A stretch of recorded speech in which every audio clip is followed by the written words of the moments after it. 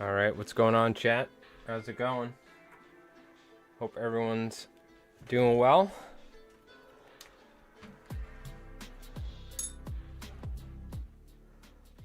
Load her on up. What's going on, chat? Hope you're doing well. I was waiting for it to cool down a little bit. I had the AC running before the stream as well, too, so cooled it down, but pop the window open, get some fresh air in here. But what's going on? Hope you're doing well. Klovek, how's it going? How'd your editing go? And Craggerroll, what's going on, dude? He's turning the AC on in the hookah lounge. Yeah. I had it running. I turned it off so I don't have to do the what do you call it? Filtered audio. Let me double check. I think we're good. We might end up cranking it on at some point, but for now we'll go AC-less. I cooled it down earlier. It's not too bad right now, and I got the window open, so we'll see once we get all the additional lights and stuff on. We should be all right though. Can confirm the smoke goes from Adirondacks into North Carolina. Oh man, so I noticed the color on stream. We talked about it, I think, during a miniature stream on Mike Rolls Dice. But the smoke from the Canada wildfires. But I think it was like 2 or 3 days ago. We went outside, and dude, the smoke was so bad. I haven't noticed it today, to be honest with you. But a couple, like yesterday, it was so strong. The smoke smell. It was so foggy, or I should say, it was so smoky.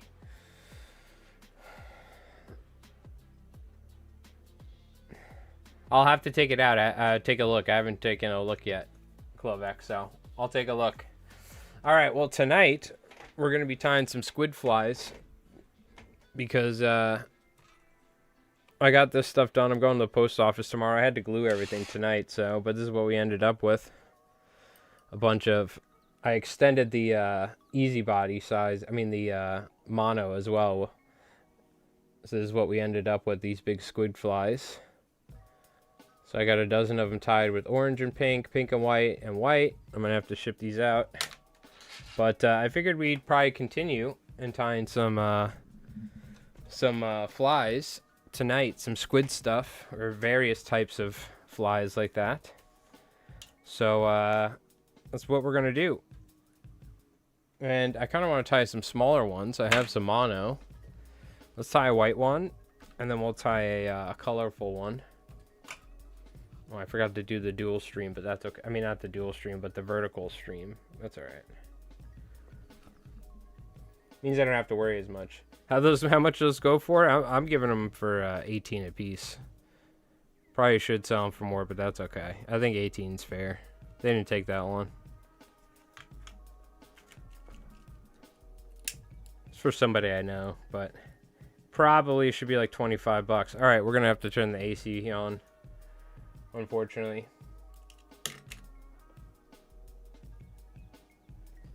Yeah, well, I mean, you got miniatures, so you do miniatures for yourself. It's close enough, you know what I mean?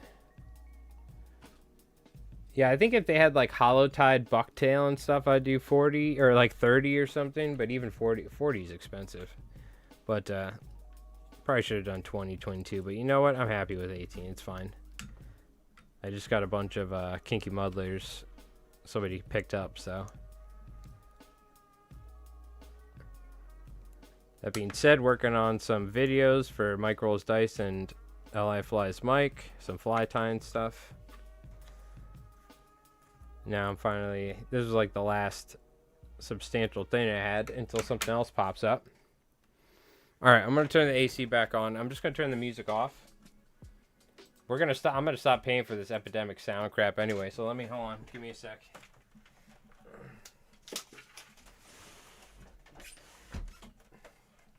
We're going to have to do some...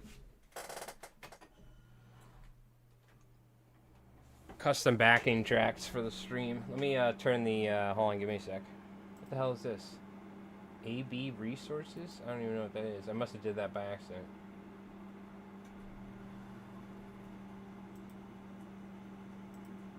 I don't know what the hell that was.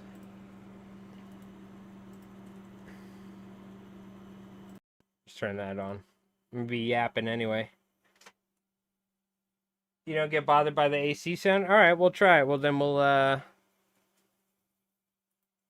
we'll turn the filter off, and then we'll play a little music.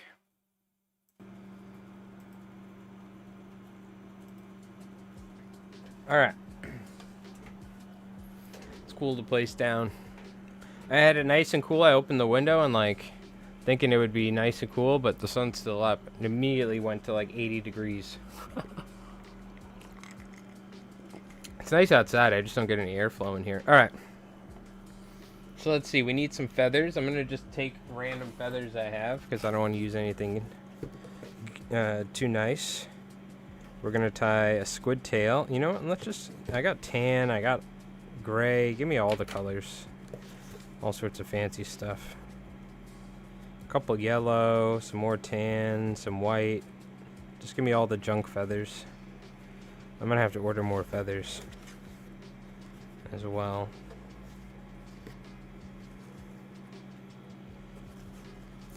Should be good enough for now. You know, Klovak, don't even worry about it. Don't worry. You just hanging out watching the hobby streams or whatever and like commenting on my videos is more than enough support. You don't have to worry about donating or something, dude. It's all good. Don't even worry about it.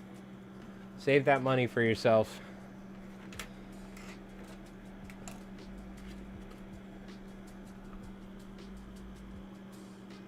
Okay, we should be good. Let's go ahead and take some Astaz here.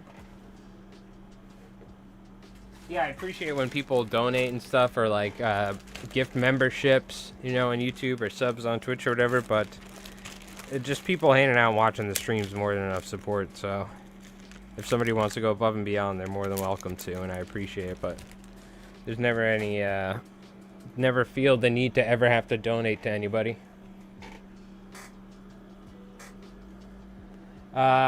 Like, don't you need to say all that,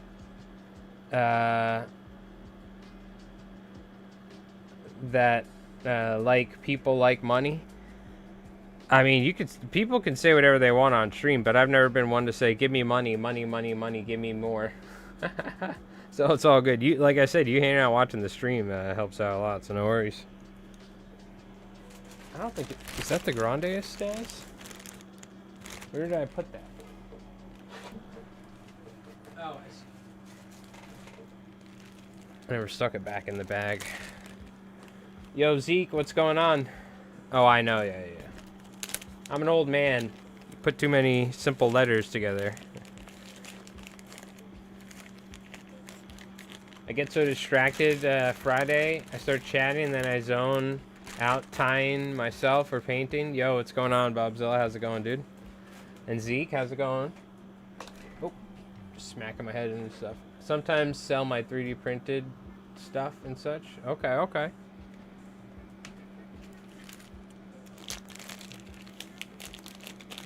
Yeah, me and Rev. So, I mean, I'm editing Gaslands, which is the next battle report. I'm editing a couple fly time videos that I filmed. It's going to take a little bit, but for normally we film Conflict or a game on Sunday. My buddy Rev's coming on Sunday because I made my own game and we're going to play test. I've worked on a lot because we played it a little bit on stream, but just kind of feeling things out, but I kind of made a bunch of changes, so I'm gonna work on a lot more before I do anything public with it. But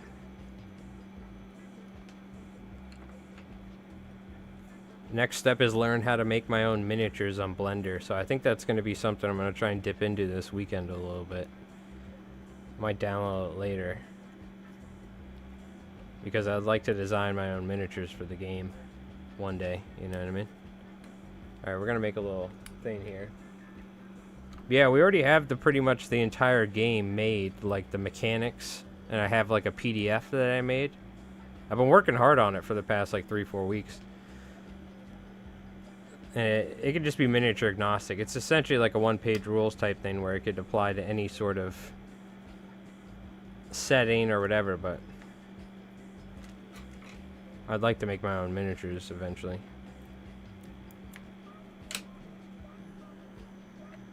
I'm not going to make it... There'll be like a public playtest or something I'm going to release to everybody at some point, but that won't be for a little bit.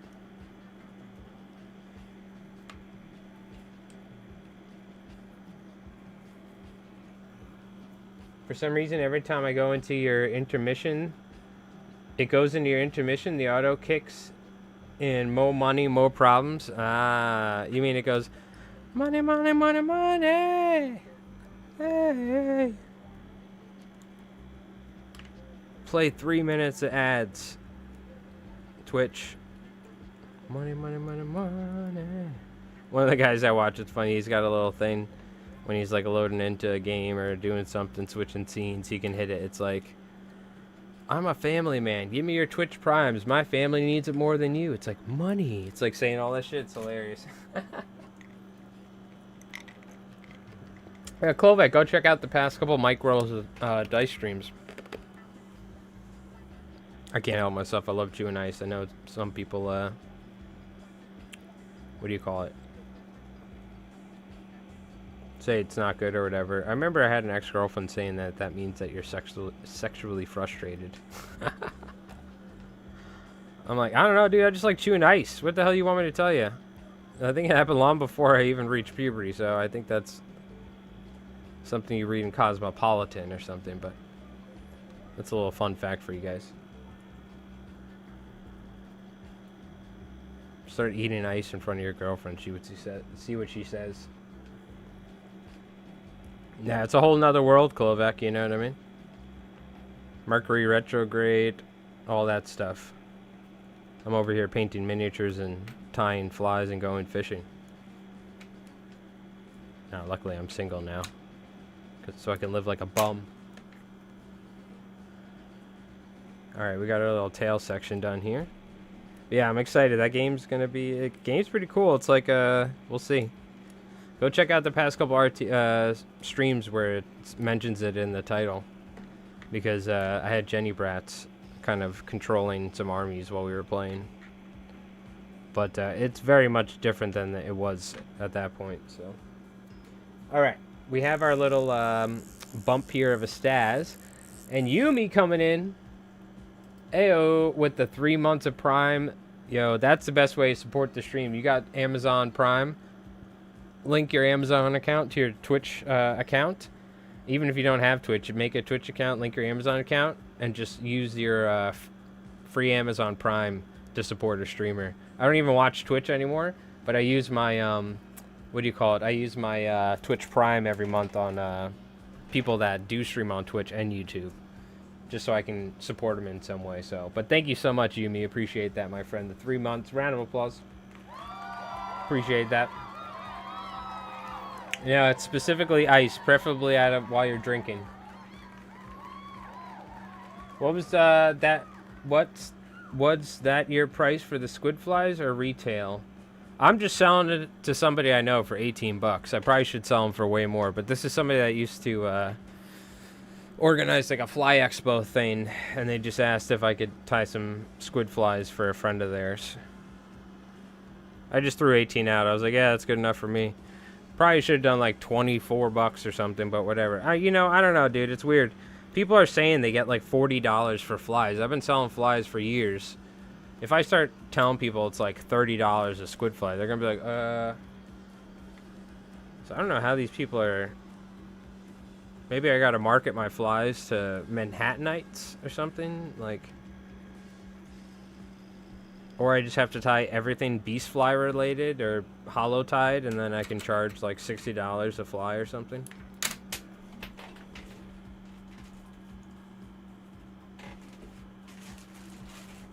Well, you lost that cap. Rip the cap. I saw red can squid for 25 retail. Those are not half the tie that yours are. Well, lesson learned. It's all good. I haven't tied jumbo squid flies in a while, and it's for a friend of mine that I know, so it's all good. All good. I'm happy with it. I'm happy with what I'm getting. And I'll keep that in mind. If I put them on English Marketplace, I'll charge more. I will say, I think I wish I had a little bit longer bucktail, or I should have made this a little bit shorter.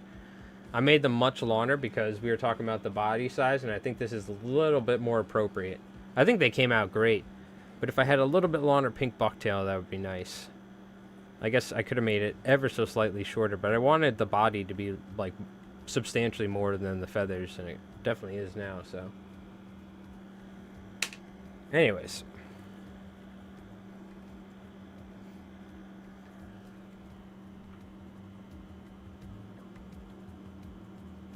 Yeah, well, I tell you, I don't know, dude. I have some friends that tie like hollow flies that I've met and stuff, and they get like $40, $60 a fly. I'm like, dude, God bless you. I'm the everyday working man's fly tyer, I guess. That's why I make videos and stuff. Speaking of which, I really got to start hopping back on the train, especially because fall time and stuff's going to be coming up, so. Get this fucking shit in motion. Pardon my French. Yeah, I know, but I don't know, a lot of these people, they, I don't know. It's all good. Especially, this is something that I feel like is very much so just particular to, striper saltwater fly tying with these big flies. And these, like, hollow tie guys. That's considered, like, the premium nowadays. I probably could have got more money for this, but whatever, it's all good. Let's move on, chat, because now you guys are making me think, like, oh, well, now I didn't get enough money. Boo! Boo you, chat! You happy with yourself? You happy with yourself? No empanadas. No free empanadas for anybody tonight. Alright, well, moving on. Jerry, take the free empanadas out. No free empanada Friday as usual. You guys blew it. We're giving them to the homeless people out back that keep trying to break into our work van. Okay?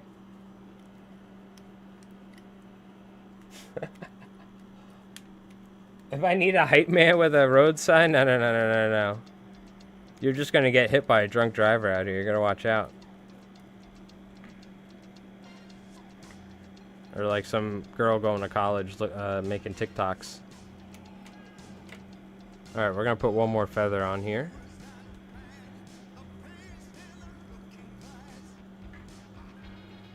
And we'll go ahead and wrap some Estaz on here. This is gonna be like a 4-aught, I think. It's gonna be a smaller one.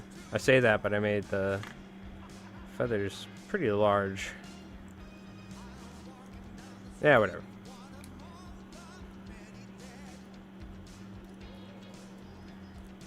Take some tan grand Estaz.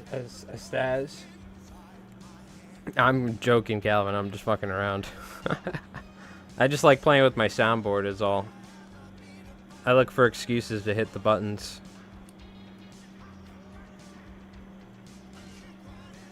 It's part of streaming, you know. You gotta play it up a little bit.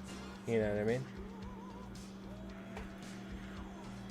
All right, we're gonna put some super glue on here.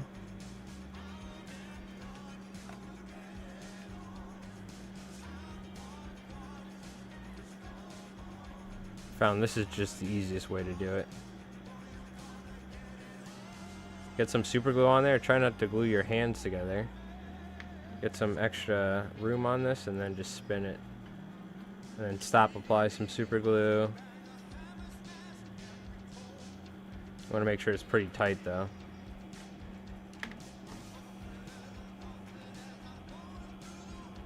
A little bit more super glue. Keep wrapping. You can't go too far forward with super glue, otherwise you'll get it all over your hands.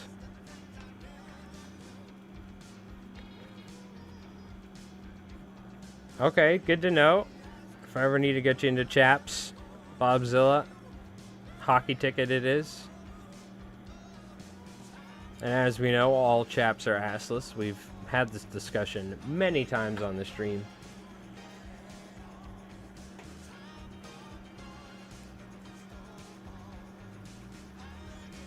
Just gonna add some thread real quick to give us a little bit better of a base to wrap this stuff.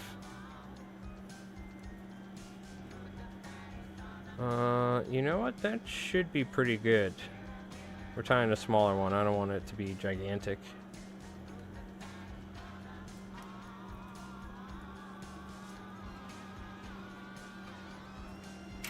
Okay, looking good. We cut that in half. tie another one. Yo, Jim, what's going on? 108 this afternoon? Ay, that's hot.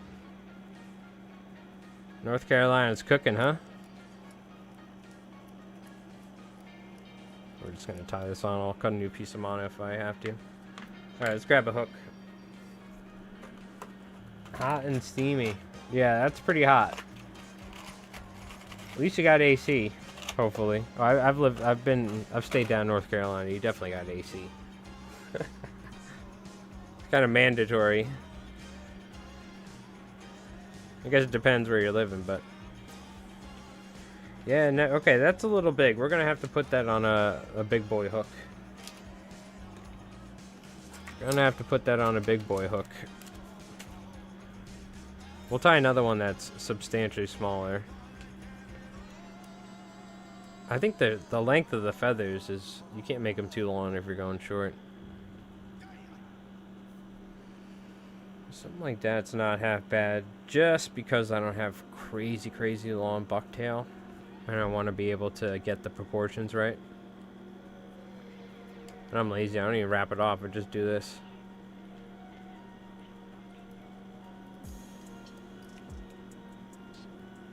Wrap it in, go on top, tie it down. Just kind of get it where I like it. You know what? I'll actually go more forward. Something like this. A tattoo on my calf or something for $1 million. Yeah, but you know what? I feel like if that was years ago, you could do that. Like in the 80s. Nowadays, people will do that for literally like $20. I don't know if you can get $1 million, Bobzilla, for a tattoo on your leg of like Arby's. You know what I mean? You might get like a coupon for a couple free shakes. You know what I mean? I feel like that would have worked in like the 50s. But nowadays, people will like jump off a bridge while they're being filmed.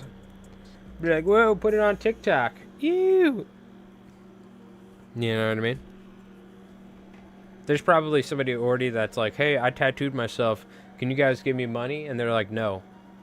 And then the guy's got a tattoo. I bet you somebody has 100% done that.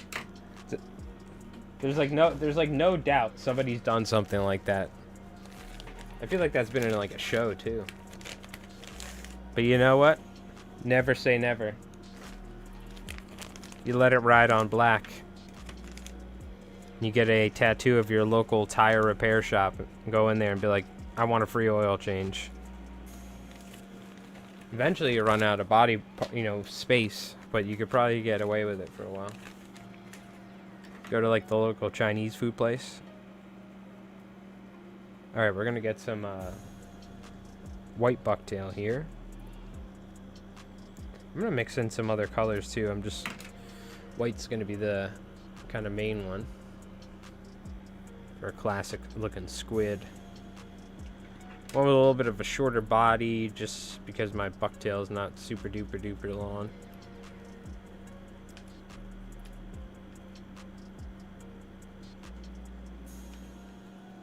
I forgot to put a little super glue. I'll do a dab on the bottom.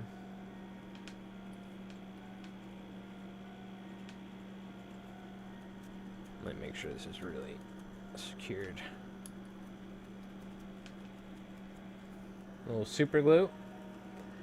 I'm looking this up now. Forehead tattoos as low as 10K. That's not worth it.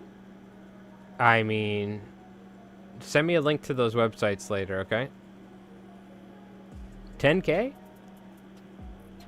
That's the lowest amount you're going to get guaranteed. Shit, sign me up.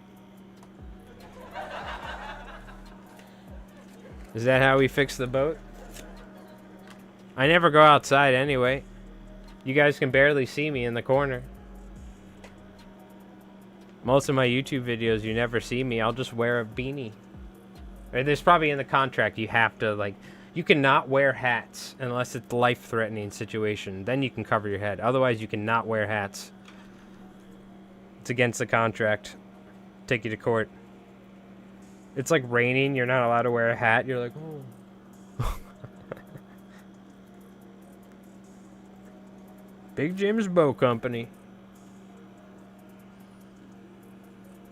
I mean, I'm gonna be honest with you. I'm surprised it's even that much money.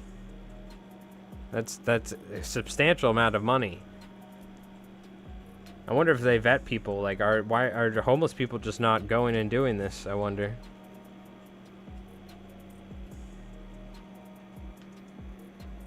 They're probably like, no, we don't want. Sorry, wrong billboard.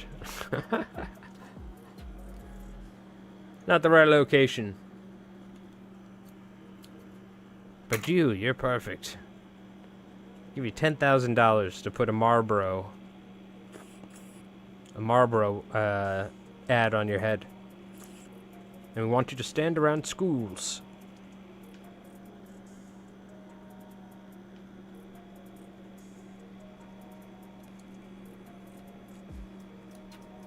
Alright, get some more white bucktail on here.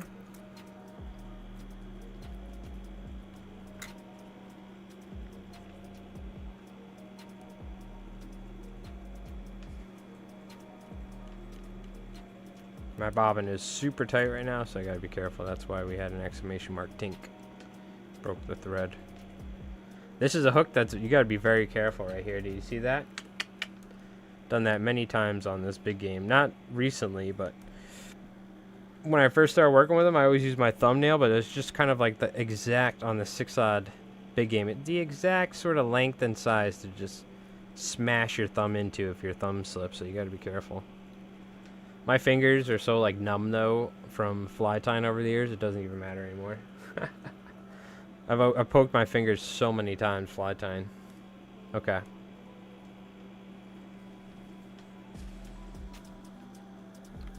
Let's take a little bucktail now. See, this should be good enough to form a like a little collar. We're building up the cone of the squid, you know what I mean? The body. Put the eyes here. You can still see the eyes, but there's like a little material there. Because I'm putting it essentially right here on the feathers and the estaz. You'll see.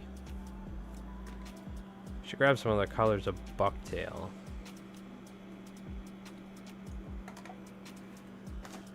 In the video when I tied these, I was using ostrich curl, but I didn't this time.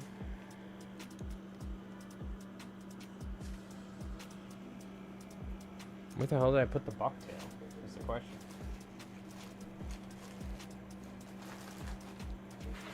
Strange. I don't remember what I did with the bucktails. Oh, I had to put them away, right? Oh, I see.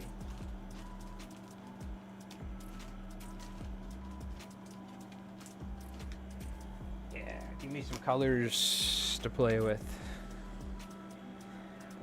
Yeah. Some of this bucktail is not very long. Some of it is okay.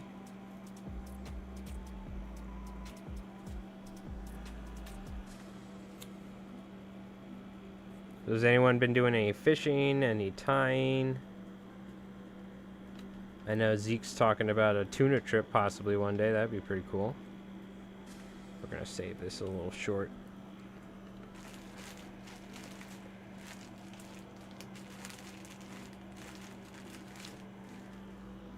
I just saw the, oh, here we go. There we go. It's a little bit longer hair, even though it's kind of getting to the end of this bucktail, man. It's super, super stiff, so.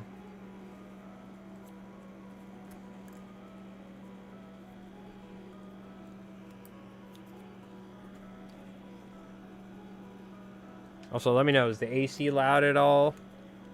I'll adjust it. That's my microphone. Adjust that.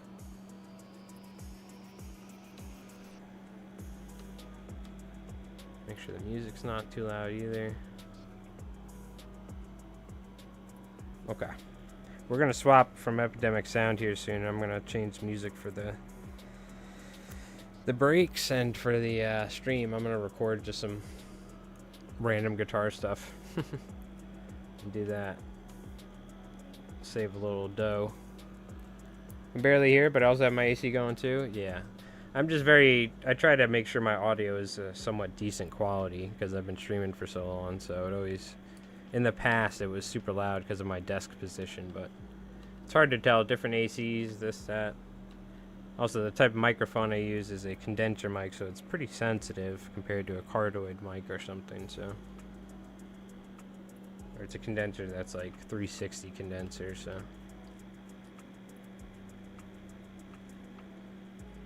I gotta get a Shure SM58 or whatever the hell it's called, the classic that everybody uses. I'm waiting to get one for years. Should have done it already.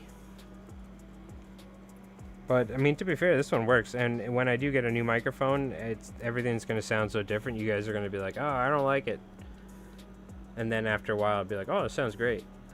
That's what always happens with a streamer that you've listened to the same microphone for years.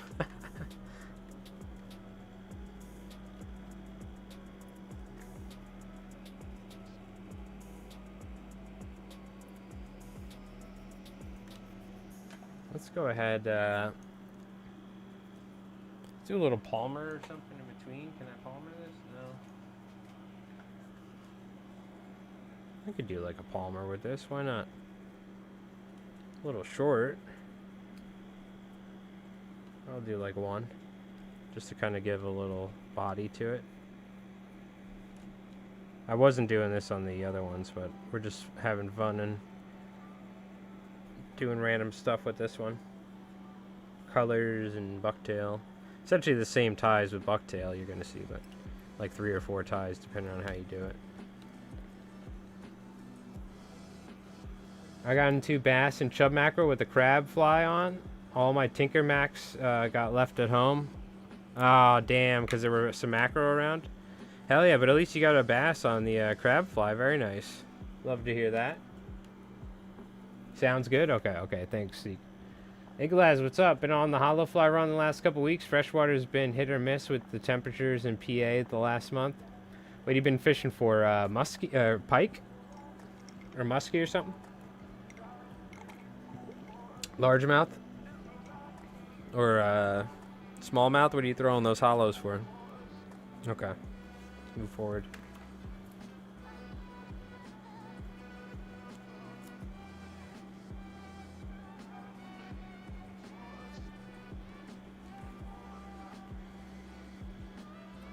Kind of building up some colors, building up some layers, some length, moving forward, creating like a cone of the squid body.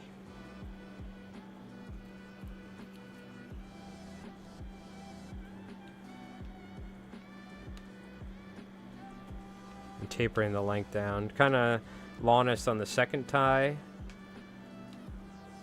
And then slowly taper it down. So the first one's not super long, so you can put the eyes. Second one's long enough to almost reach the first one. And then I start tapering it down. That's what I've been doing.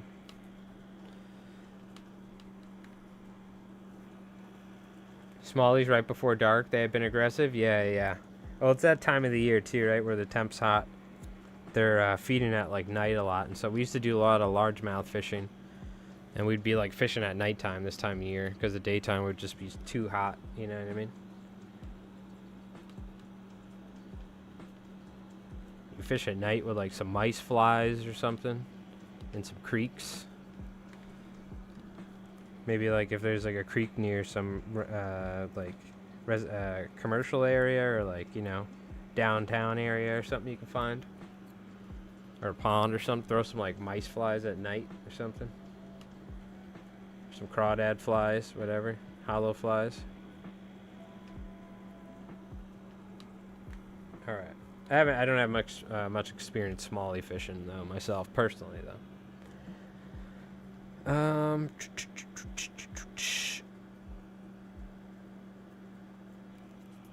trying to think if I have any colors quick on hand, and I should.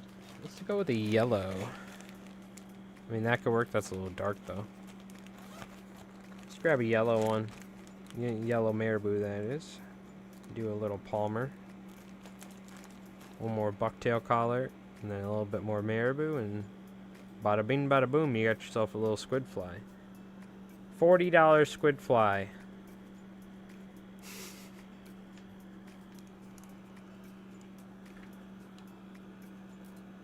Need to get out fishing soon. I think I'm going to take my kiddo to the pond Sunday. Nice. Yeah, I've not been fishing much myself. I've been in a world of YouTube editing, tying flies, working on stuff here at the house. I gotta get out there.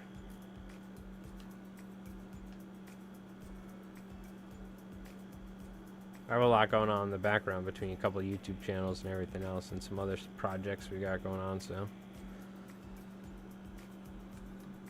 Working on our potential for sponsored video on Mike Rolls Dice, which is sick.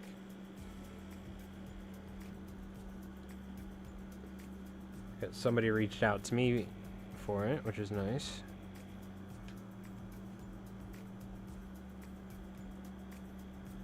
Alright, we're going to wrap this off. Pull tight on the marabou. Selling the new urchin looking bait for like $9 a piece. Oh, is that the ones that are like the round ball with the little rubber legs? Those are $9 a piece. Oof. Inflation. I guess I should be charging $40 a fly, huh? What is it, like $10 for a Coca-Cola nowadays or something? I don't drink soda, but I'm sure you can get those made in China for like 50 cents or something. $1.40 if you sign the package. Exactly. All right. One more little collar here. Boot tail. Go darker. And then a little bit of white on the cheeks for fun.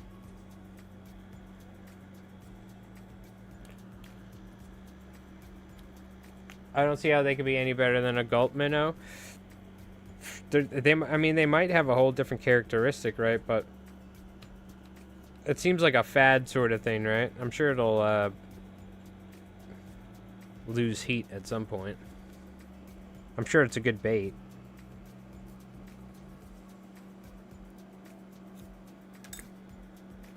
Yeah, because I randomly see stuff on Instagram. Otherwise, I would never know about that because I don't look at bass fishing nowadays. But I see that and I'm like, what the hell is this? Why is this all over fishing stuff nowadays? These, I guess sea urchin baits are calling them.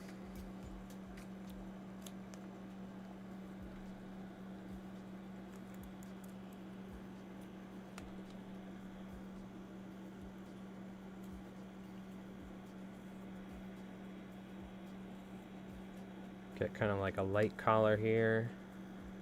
Make sure we cover up that marabou ever slightly. Marabou on the inside could be a little much, but you know what? I kind of like it because it's fluttering on the inside. Fills up the body a little bit.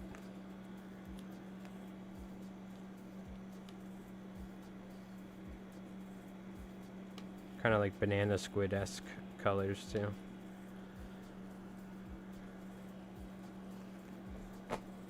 Then we'll go with this orange here, a little bit lighter, like a tangerine.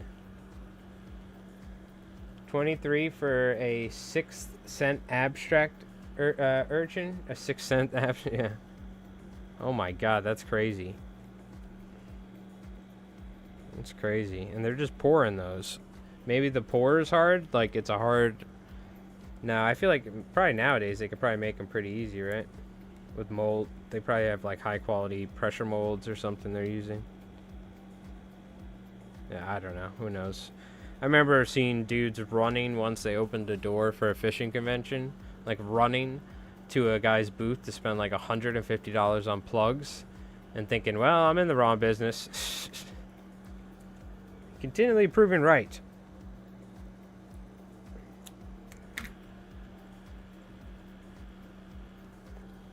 Big Money Flies have the tire's name with it.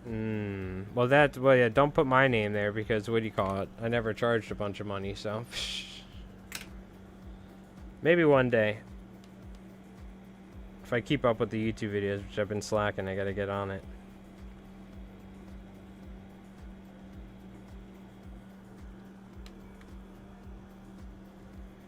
Okay, that's enough material. We don't want any more than that.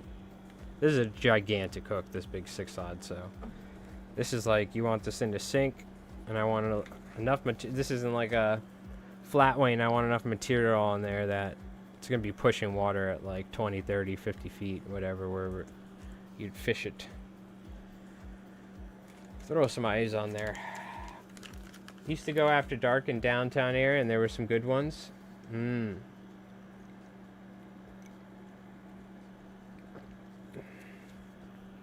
Yeah, that's alright. I got all sorts of projects. It's all good. Don't worry about it. Alright. E6000. I have my eggs in about 15 different baskets right now, so don't worry about it. You can't put it all in fly tying, I'll tell you that much.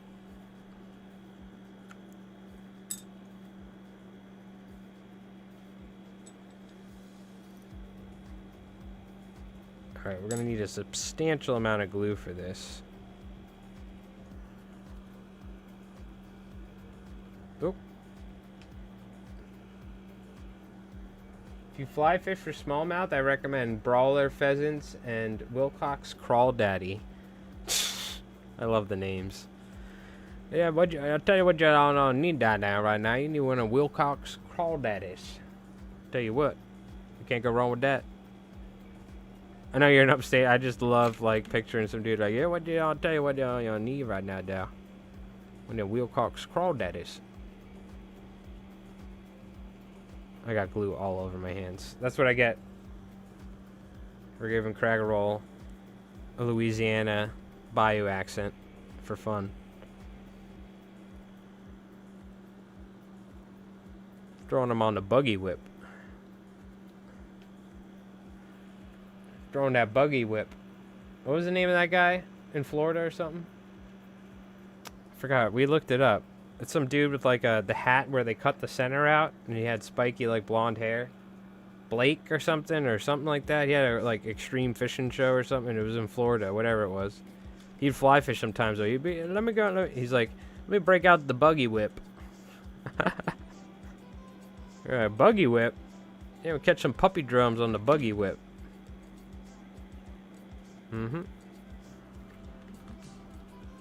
When I started tying, I'm like, oh, I can make a ton. I sold them like, then I'm like, to make 50K a year, you need to make 25 bucks an hour. Yeah. I'll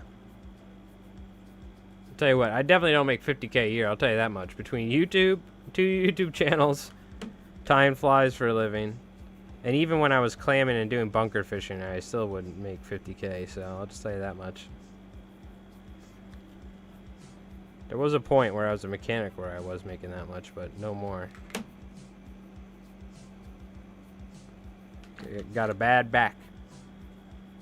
Can't be doing Jeep tires all day like I used to. Luckily, I'm single and I don't have kids. And I don't have a mortgage or something, so I can do this. Otherwise, I would not be here on stream.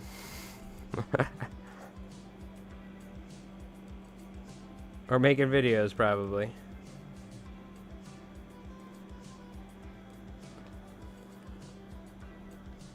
Put the eyes on here, get them glued up. We gotta let these sit for a while, then I can press them down, then I could liquid fusion it, but that's pretty much it. And now, see, the bucktail looks a little long, but now once it kind of slims down, you have your nice squid fly.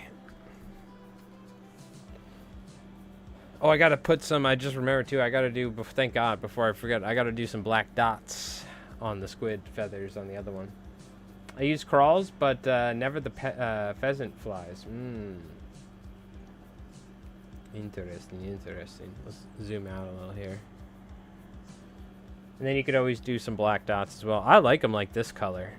Like, this is my favorite squid sort of color. This reminds me of, like, the banana squids and stuff like that. Oh, let me get a little bucktail on the sides. I forgot to actually finish it. We're not even done. Oops.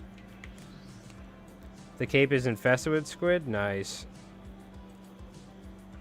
Yeah, we don't get too much squid stuff around here, honestly, but one day I gotta go up there and do a squid bite during the summer. Like Martha's Vineyard or somewhere on the Cape or something. It's like a 5-minute tie. Nice. Well, that's what you need. effective yet quick one.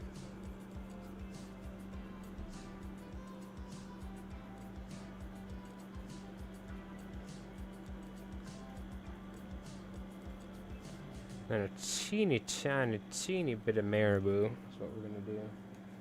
I don't even think I'm gonna palmer it. I'm just gonna tie it. I'm lazy to look for one, and it also just be more durable if you don't palmer it. It's not as cool, but if you're cool, you pee your pants. If peeing your pants is cool, then you can call me Miles Davis. All right.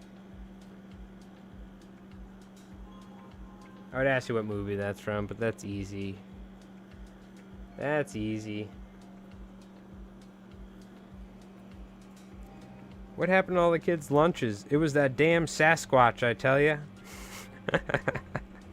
You're talking about Chris Farley. Chris Farley, rest in peace, man. He's one of my favorite comedians or actors in the 90s when I was a kid growing up. I loved Black Sheep, all that. It was that damn Sasquatch.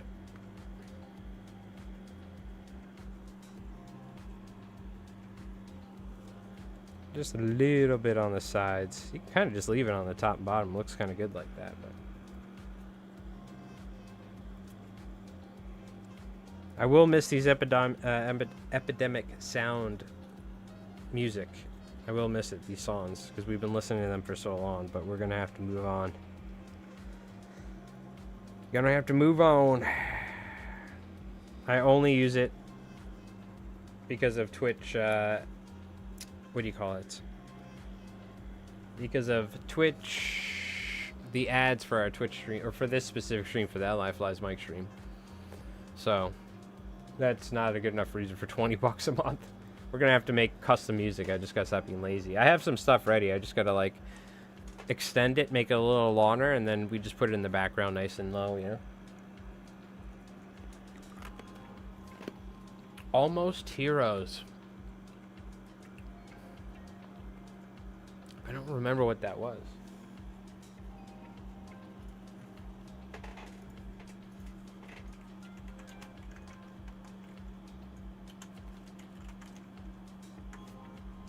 Oh my god, this was my favorite too, dude, as a kid growing up.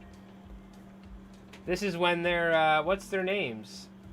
It's like, they're famous. They're like, it's like, the two explorers. What were these guys? Aren't they based off of, like, they're based off of real characters, right? Or no, they're just random dudes. Aren't they based off, like, two real, dudes? Oh, maybe not. Edward and Hunt. I feel like that was based off a real exploration party or something. Oh, they were trying to beat Lewis and Clark. That's what it was. There was Lewis and Clark in it. Yeah. That movie is just so dumb. It's a classic. That's like a classic. When did it come out, by the way? 98. That's a classic late 90s, 2000s movie. Classic. But yeah, this was, oh, dude, with Chris Farley does all the stuff he normally does, which is just, like, completely hurt himself, which is ridiculous, but he's probably doing, like, half of his own stunts or something, just, like, falling through stuff. Yeah, they try and beat Lewis and Clark, that's what it was. The guy talking to the severed ear the whole time, yeah. That's a classic, dude. There's all sorts of wild stuff in that movie, too. There's all sorts of wild stuff in that movie. That's like a time capsule into a look into the late 90s, movies like that. Even though you wouldn't understand, you're like, I'll give you a vibe for the 90s, late 90s. Show movies like that, you know what I mean? Bill and Ted's great. That's like 80s though, late 80s almost, right? Or is Bill and Ted 90s? I feel like that's 80s, wasn't it? Or super early 90s.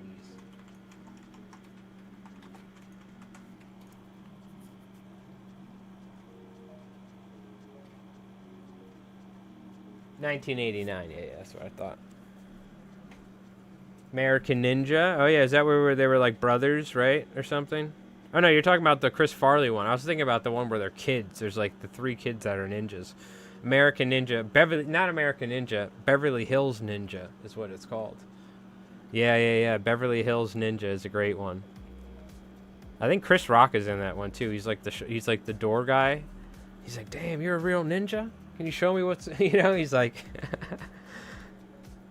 Another good movie that I saw a clip recently on Instagram that reminded me of these sorts of movies is The Stupids with Roseanne's husband. I forgot that guy's name, but they're all, like, the whole family is just dumb as hell.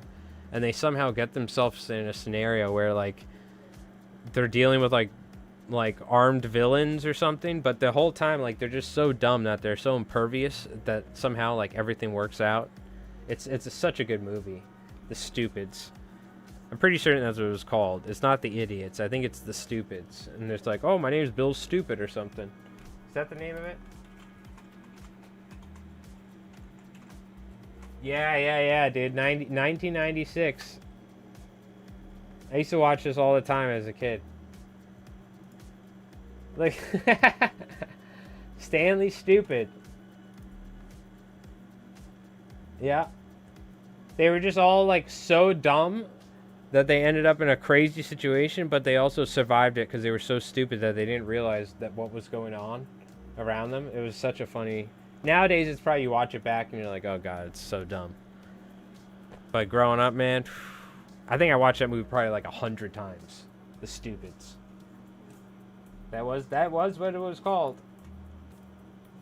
That was a good one, too. Tom Arnold, right? That's his name, I think. Good movie.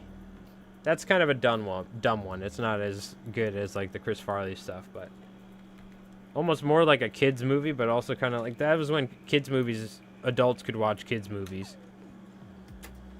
because they weren't like they had like edgy humor as well. They weren't playing it super safe.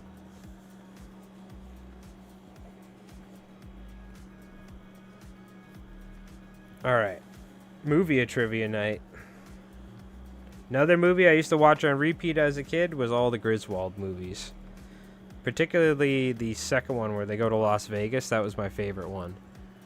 Where he wins the Dodge Viper and the sister's like stripping, or not stripping, but she's dancing on that thing. And then Wayne Newton is like flirting with Clark Griswold's wife, you know.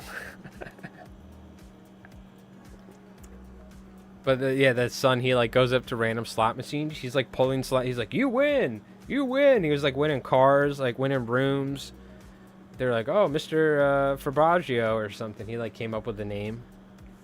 I love that movie as a kid growing up. There's some good ones, man. The late 90s. What a time to be alive. As a kid, at least. I don't know, as an adult, I'm sure it was good too. All right. We got ourselves a little banana squid. This one came out fantastic, by the way. I love it.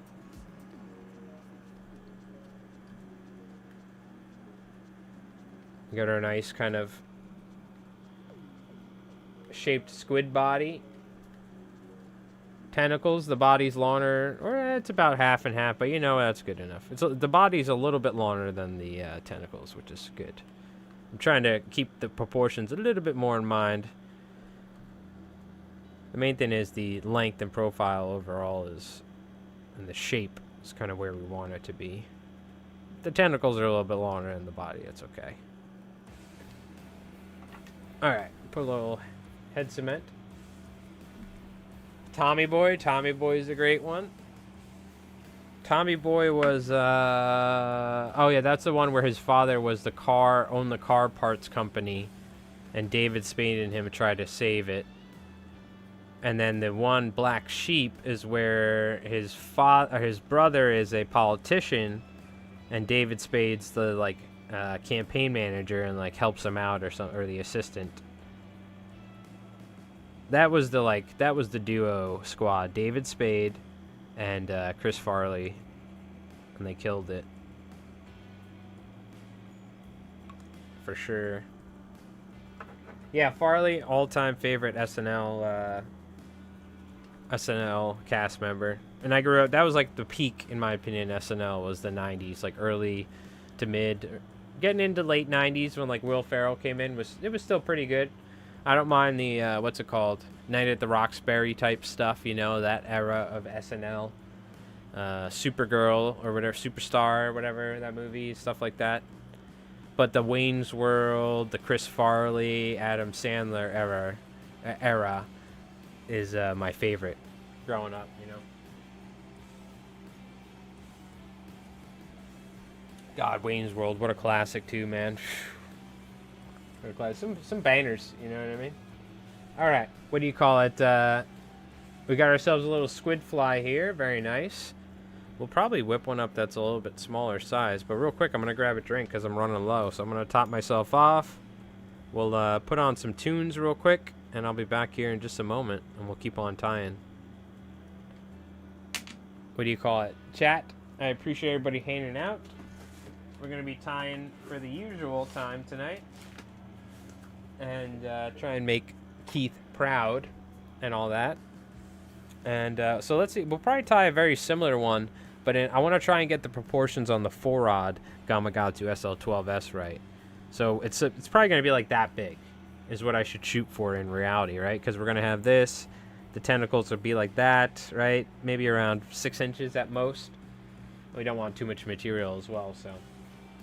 All right, but give me a break. Give me a second here. I'm going to go make a new drink real quick, and I'll be back in just a second for some more squid flies. Appreciate it, chat. We'll see you in a sec.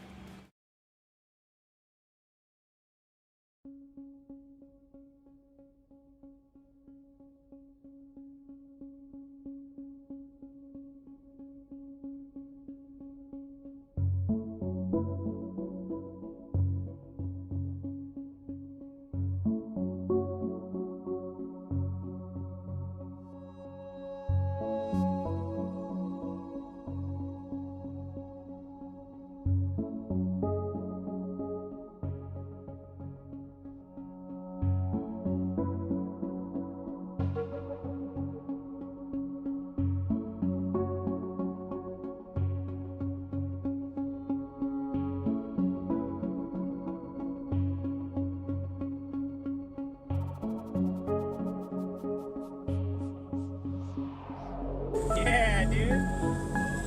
Yeah, dude. Stay tight, all right? Yeah, keep it tight. Yeah, dude. Yeah, Aiden. Knuckle buster. Are you good? Do you need me to do anything? Yeah, I might need a ride. Yes. Okay. Hold on, I'm gonna turn now. I'm gonna try and get on the valve. Yeah, get on the valve. All right, you're doing good.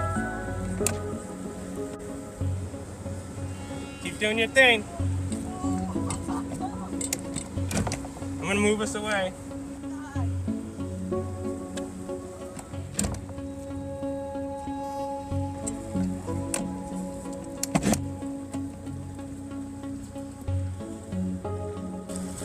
Is that a little one? No, that's a nice one.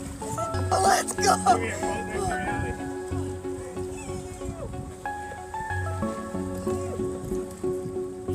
Good job.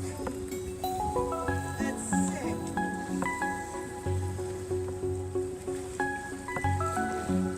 All right. Nice. Go! Woo! Albie slap! Good job, dude. Yee!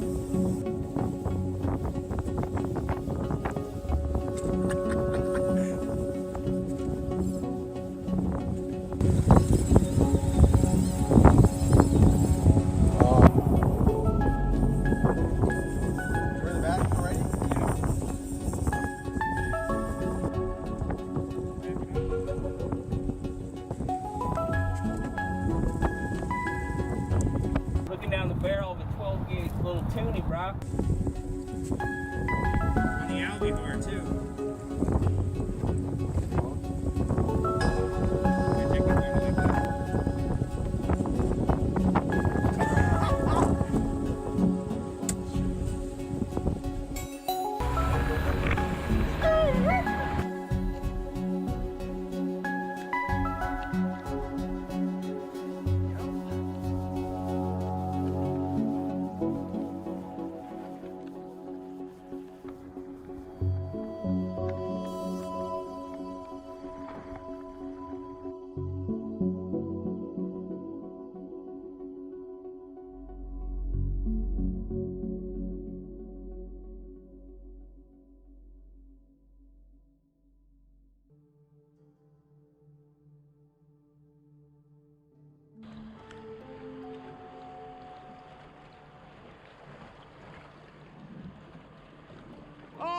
my god, dude!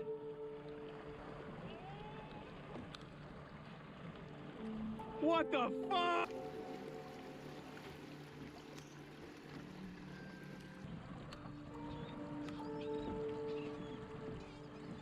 Woohoo!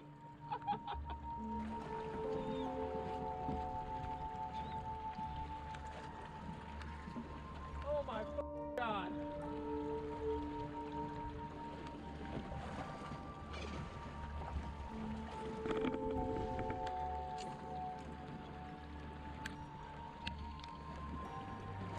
Yep.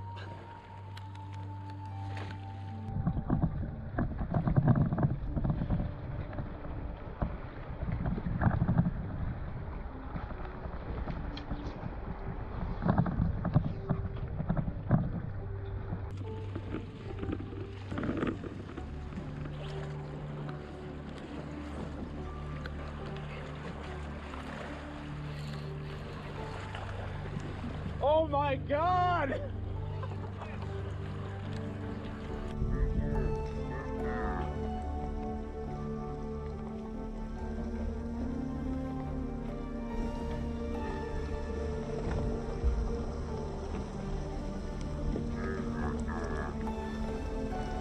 I gotta turn the boat so I can cast.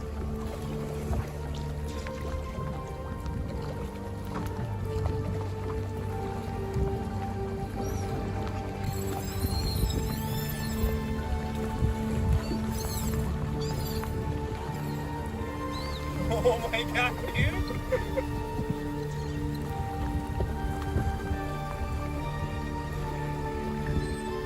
Alright, get back to catching him, Diego. You can go on that. There's a shark.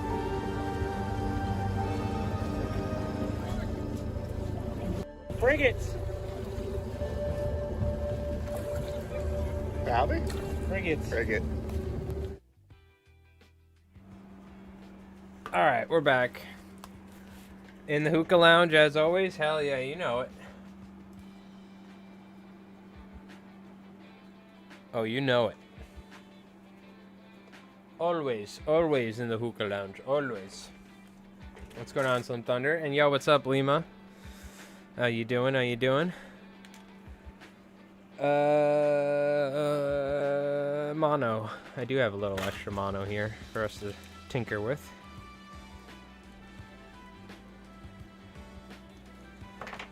Oh. I purposefully should cut it short so I don't make it that long, just to stop myself from any tomfoolery.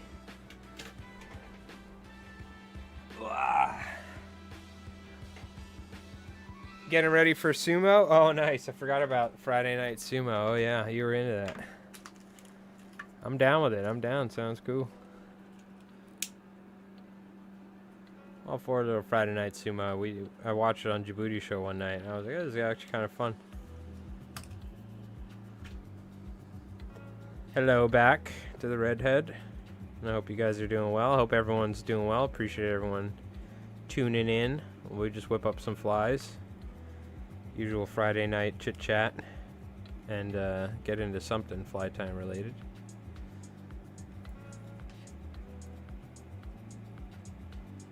Gotta do some video stuff as usual. We're gonna be premiering a new game on Mike Roll's Dice Gaslands, where we take like Hot Wheels, we glued guns on them, and then we play a racing game. It's actually sick. I'm so excited to play film more of that game. I hope it does well on the channel too. But ever busy, always doing something. Let's go with some of this kind of brown. Too hot to fish? Oh, I bet over where you are is hot. We had the heat wave out here, so I could only imagine it's freaking hot in Arizona.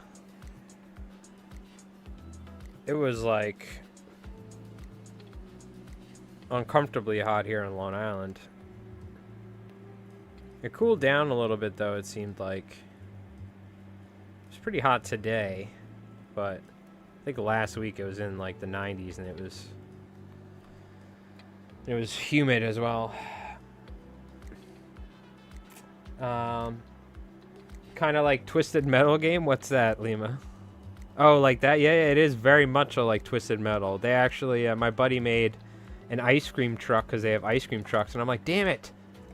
I'm like, you didn't even put the clown head on top. He's like, what do you mean? I'm like, Twisted Metal, dude. If you're going to use the ice cream truck, you have to do the clown head thing. Come on. You can also do Mad Max, so they have gyrocopters, so you could put like a dude in a gyrocopter and just say he's throwing snakes. I saw somebody do for a battle report where they did Mad Max. So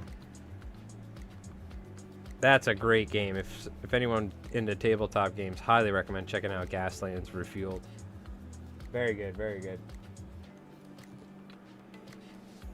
It's funny too, like if you go back and play Twisted Metal nowadays, I remember feeling like, oh my god, this game feels amazing, like the controls. Then you play it today and you're like, what the, how did I even drive? But I feel like if you play that game for a couple hours, like you'll get the hang of it. But it's like, I tell you what, if you go back and play childhood games from the 90s, we're so spoiled nowadays with modern video games and just graphics and everything we're so used to with technology nowadays. You go back and you're like, dude, the controls are shit. Because I have a little Ambernic handheld device that can play up to, I can play like N64 and Dreamcast. So I'll play like Armored Core. That's a fantastic game. That game aged very well. But some games I played when I was a kid, and I'm like, man, I can't wait to fucking play this again now that I'm an adult. And I'm like, nope. After like 15 minutes, I'm like, this game is absolute garbage. I think I was just a little kid, and there was just only so many video games I experienced at the time that the bar was pretty low, I think is what really the case was with this one. Goopy Plays, what's up? Biggest fish? Some sort of shark, probably close to around 100 pounds, but like a non-shark, probably like 22 pound striper on like a spinning rod and an 18 pound bass on a fly rod. I don't know. I don't weigh him. Imagine they made that today going live. Well, they, yeah, they need to, I think they did make a new Twisted Metal at some point. And you could go live with, fight other people. That would be sick. They need to make, so there's a new game coming out that's made by the people who made Burnout, which Burnout is a game, racing game where you used to crash into each other. It's such a good game, Burnout, on Xbox or PlayStation back in the day. But they're making the Star Wars pod racing game, and you can like crash into each other and like flip the pod racers. So if you haven't seen that pod racer game, it looks so freaking good. Goopy, believe me, nowadays, well, first off, nowadays people lie half the time, but in striped bass fishing, 40, 50, 60 pounds is like, that's a serious fish, you know what I mean? If you go out there in saltwater fishing, like, if you go out there, you can get some big stripers. Tricky thing is doing it on the fly, right?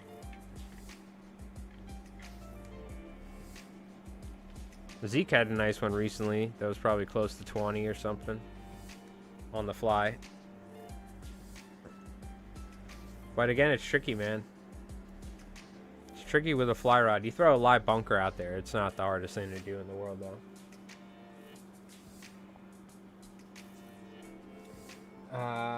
You got the bell on. Well, I appreciate that. Thank you, friend. We mostly focus on fly fishing and fly time. We do a lot of videos about, like, specific flies and how to fish beaches, vice versa. Burnout is sick, one of my favorite. Dude, Burnout was so good. Crab flies or clousers this time of year in the back bays? It all really just depends. I would say the crab flies, if you're fishing around flats that have, let's say you're fishing around flats and there's a drop off or any sort of structure you think there's bass cruising the flats, or let's say you're fishing around eelgrass, then I would say fishing crab flies. Otherwise, you could just stick to clousers and deceivers and flatwains and stuff like that if you're just blind casting. If you are blind casting with a crab fly, I try to do it around areas where I think crabs are going to be more prevalent. Like we have a ton of eelgrass in my bay, and that's the prime spot where crabs will hang out and the bass will cruise around. That or the flats, where the flats are. and the flats on the edge where it drops off into deeper water in the bay, there'll be a bunch of eelgrass and other types of seaweed growing, and it's on the edge of where the shallow water with the sand meets the drop off with all the weeds, that there's a ton of crabs. We would sit there and anchor a boat and throw crab flies and fish it just blind casting with pauses and sinking lines and or intermediate lines and do really well. You like fly fishing in my dad's boat, but I'm always scared that I might trip over.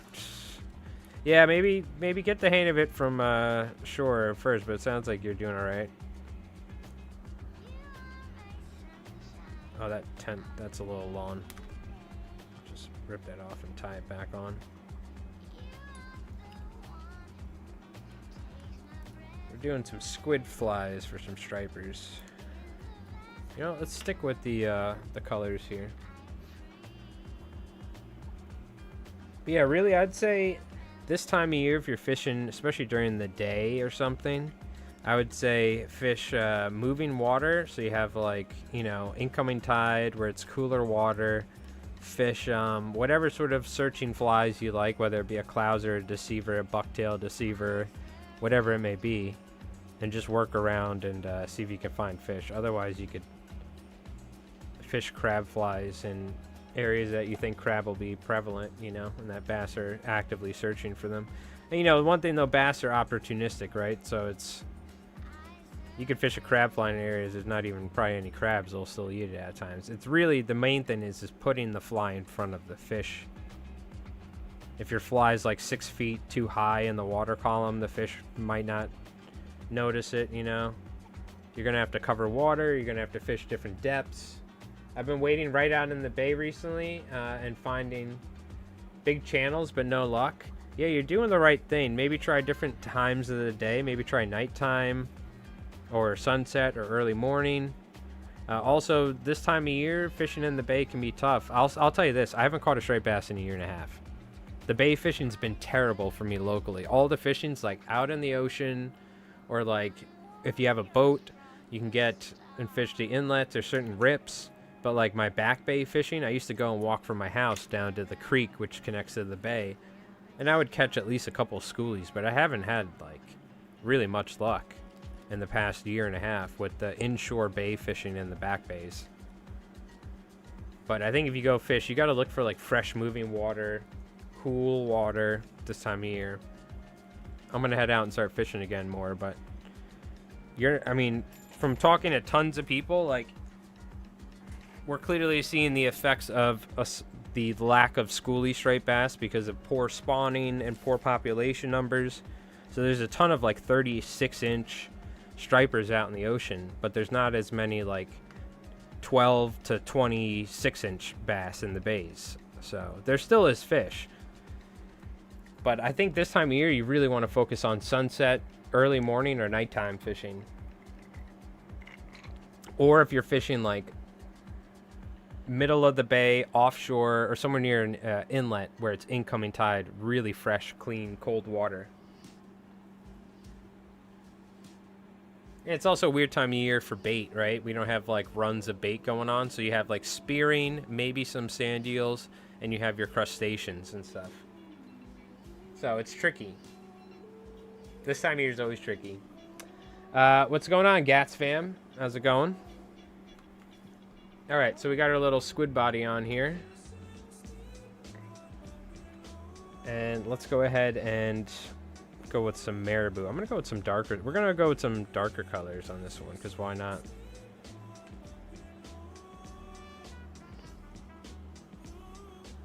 Moontime can be crucial, but it's not like you can fish throughout the month. It's not like, oh, you can't go fishing because the moon's not right, you know what I mean? But the moon can help or hurt at times. But you should be able to go fishing, you know? It's tricky though. Like, I'd say if you're fishing the same spot over and over again at the same time and you're not having the right results when you normally would, you need to try a different area or a different time of day, a different tide cycle in that area. Also, maybe try throwing big flies too. Even though there's not maybe big bait around, you might just want to throw a larger searching pattern, you know? Like, mix it up. But there's a good chance it might just be like the bite switch to like a nighttime thing or something this time of year. This is why they always recommend keeping a fishing log, and I'm so lazy I would do it and then I would like start it and never keep it up. But I do have some fishing logs from the past, and I would go and look, and it would generally be pretty consistent if the fishery is consistent. I will say though, we're in like the decline of striped bass at the moment. They're gonna have to do some serious legislation, because we're gonna start seeing in the next 5 to 10 years an impact of no small fish, so, or just no spawning going on, or a lack of it. All right. Hopefully the albie bite's good this year, I'll tell you what. Because the bass fishing has just been not good for me, from shore. And I've been out on a boat a couple times. It's tough though. It's not been a it's not been a wild season. I talked to a lot of guides too, and they're kind of worried. So we'll see. No matter what, the fall time's coming up, and that's when the fishing's going to heat up. So you got that to look forward to. But I would just say, if you're ever in a fishing scenario where, with striped bass in particular, but other stuff, if you're having issues with, let's say you would catch fish there in the spring or like a couple weeks ago, but now you're not like catching fish at all, and you've been going there over and over again, go different times, different tide cycles, or just start fishing some different areas, because sometimes it could turn on and off. You know what I mean? There's some areas that I fish that do better in the spring than better in the summer, and vice versa, you know?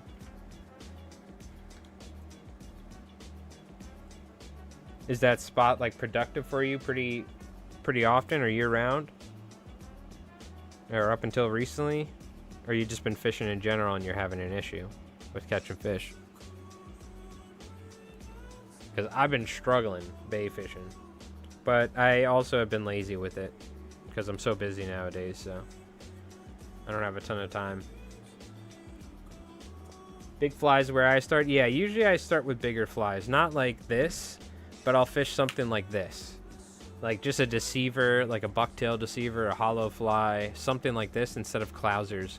Because here's the thing, this is what Mark Sadati too. Mark Sadati's like, screw clousers, dude. They're okay if like you know that there's fish feeding on a specific bait. Like let's say you're fishing, you start getting hits, but maybe you're having issues. Okay, swap it up maybe to like a clouser or something if they're on something smaller. But if you're blind casting, like think about if you're fishing with a spinning rod, and instead of throwing like a larger jig or a soft plastic or a pencil popper or a Yozuri crystal minnow, you're throwing something the size of a clouser minnow, and like just the odds of a fish seeing that, you know what I mean? So just the larger fly will push more water. It'll just get the fish's attention, even if they're not necessarily eating something that large. So when I just tend to blind cast, I usually just fish larger flies in general, like 5-6 inches, sometimes bigger. Even though there might not even be bait that's size, particularly in April, there might not even be any bait that big other than some herring around, which is rare. I'll still fish like 6-inch squimpish flies, just because they push water and it's like an attractor fly. You know what I mean? The clouser minnow is great, but I think for like trying to get a fish's attention in a large open area where you don't necessarily know what the bite is and stuff, I think you want to go with something larger. It's funny, I had a conversation with with Mark Sadati about this on the ride back from Montauk once. It was because I put a poll out there as like, what's your go-to fly? And like the majority of people said like, or searching fly, and people say clouser minnow, and he was laughing. He's like, what the hell kind of searching fly is a clouser minnow? That teeny little clouser minnow is what you're using to try and get a fish's attention when you don't know what's going on? It's a great fly. I would think like a larger half and half would probably be a better option.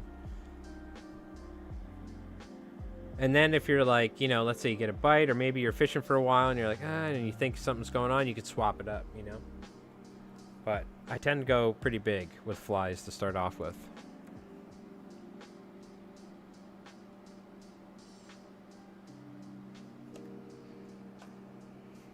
All right, and get a little something here to wipe the super glue. We'll keep working our bucktail body up. Get a little bit more light on there for you guys to see. My bad. I was painting minis or building minis the other day. It was quite bright. Oh, my back. Get a quick stretch in. Do you like fishing in boat or land? Well, I have a boat and I love fishing on a boat, but it's broke and I'm broke. So I like fishing. I like both. But man, when you have a nice boat and you can go fishing all the time from it, it changes your life. And then when it gets taken away from you, it's like the I'm trying to think of a poetic. There's got to be a poetic thing for like a flame on a candle being like blown out or something. There's got to be like some sort of like 19th century quote somebody can throw in there. Like the soul leaving your body, you know? Hopefully that was a good light-hearted answer for you. Yeah, either way, I don't mind. It's just nice though when you get a nice boat, you can travel miles as opposed to being able to walk like half a mile throughout the day or a mile or two, you know. Extends your range, your options for fishing. It can be too much at times because you're just driving around the whole time instead of fishing, but usually it's for a reason. And it opens you up to different types of fishing, like fishing on bunker pods and all that, and inlets and all that jazz. I'm gonna go too heavy on the bucktail here because we got the marabou on here. It's a lighter sized hook or body, and I just tied like 13 of the jumbo squids, so I gotta remind myself to chill out with the material. In fact, we can kind of thin out the marabou a little if it's a little long for us. There we go. Don't be afraid to wrestle with your flies. Little wrestling. Oh man, my back is... Phew.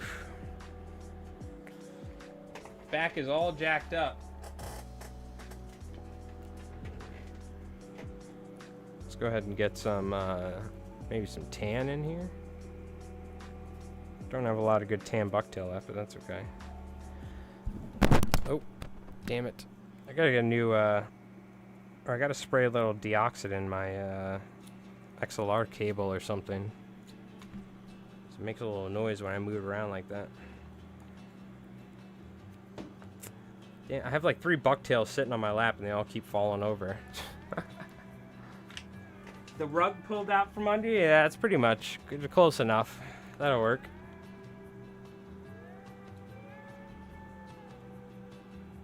That'll work any day of the week.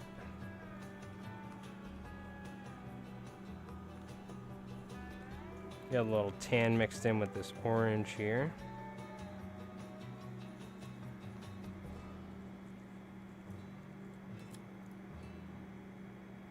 But, what do you call it? One day, I'll launch that boat again down at the boat ramp, and then we'll be streaming off of it like we used to. That was the best, streaming from the boat. Ugh, good times. I'd be breaking phones every year because they would get all corroded from the salt, but man, that was a lot of fun. I think I went through like 2 or 3 phones when I used to do fishing streams.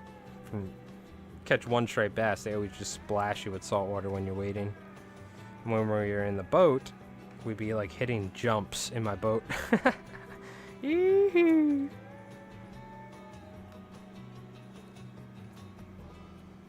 Those are good old days. Unfortunately, I'm probably gonna have to get a motor. Like, I don't see there's a way to replace the housing or whatever, the shaft that it sits in. So it might be a little while.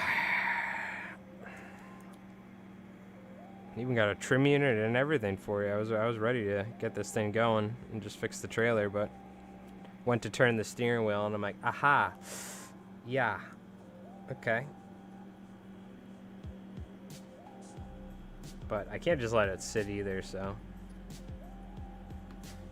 gotta figure something out. Alright, get a little white bucktail on here. Again, we don't want too much bucktail. That's about it. Now we can wrap a little marabou, or just tie some on there.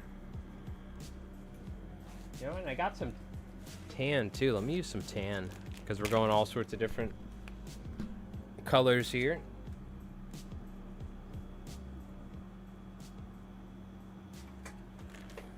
Yeah, my back is all jacked up today. I don't know why. Some nights I just sleep really bad or something. Most nights are there, but just I guess last night in particular, my back was just. So I was doing some stretching stuff, but it's when I'm streaming, you know, I'm like, I got the microphone, I got the camera here, I'm bumping my head into, I'm like trying to stay in. Normally the vise is very, very close to me. See, I keep pulling it. So I'm just like sitting in a slightly awkward angle and just my back ends up getting all wacky. All right, we're just tying it on. Does not want to get palmered. We're just going to cut it and tie it.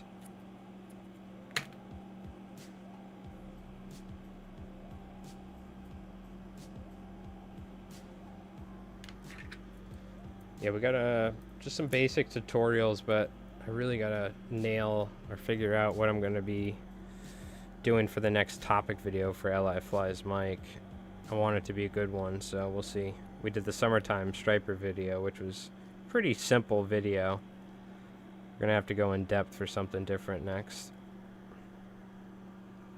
I kind of want to do videos covering bait too. I would like to do a video on silver sides, do a video on sand eels too. Like there's so many topics, so I got to get going on it. It's tough. I still haven't figured out how to balance like everything in my work schedule for 2 YouTubes, this, that. Fly tying, regular life. So I gotta get a handle on it.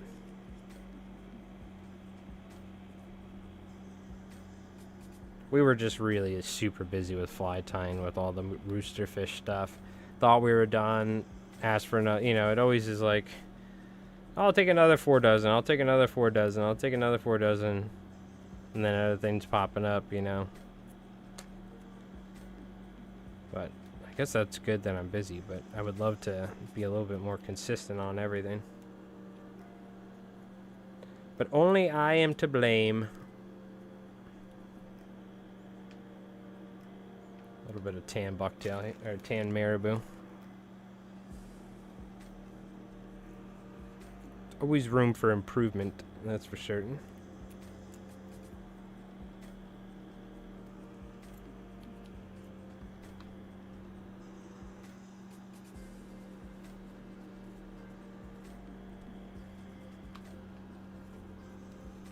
Alright, alright, alright. Not too shabby on a 4-eye. I think this is alright.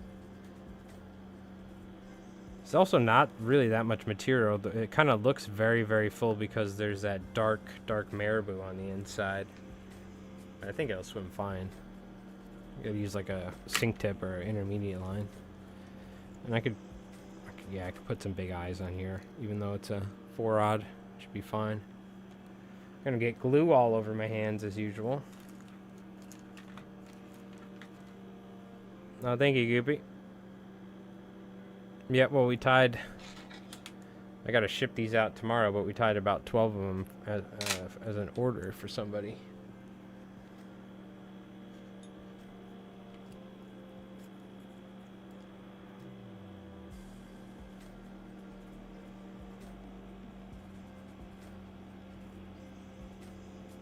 Put some eyes on here.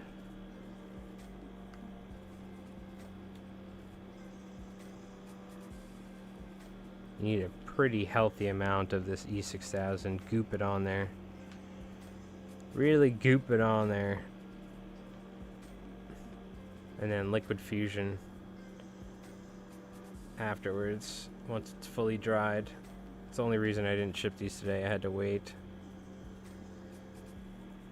Funny thing is, I think it's going to the next town over, so part of me doesn't even want to go ship it. I kind of just want to go throw it in the mailbox. But it's also the summertime, which is brutal traffic-wise. So I'll probably just ship it. It's just so silly though to like ship something that's in the next town, you know what I mean? But I don't technically know the person. I know the person that ordered it, but not the person that's getting them.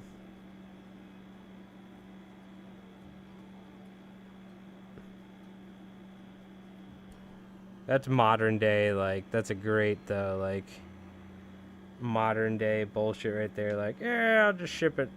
It's gonna, like, go probably to a facility somewhere and then go back and then forth. Like, it'll still be super quick because it's still on the island, but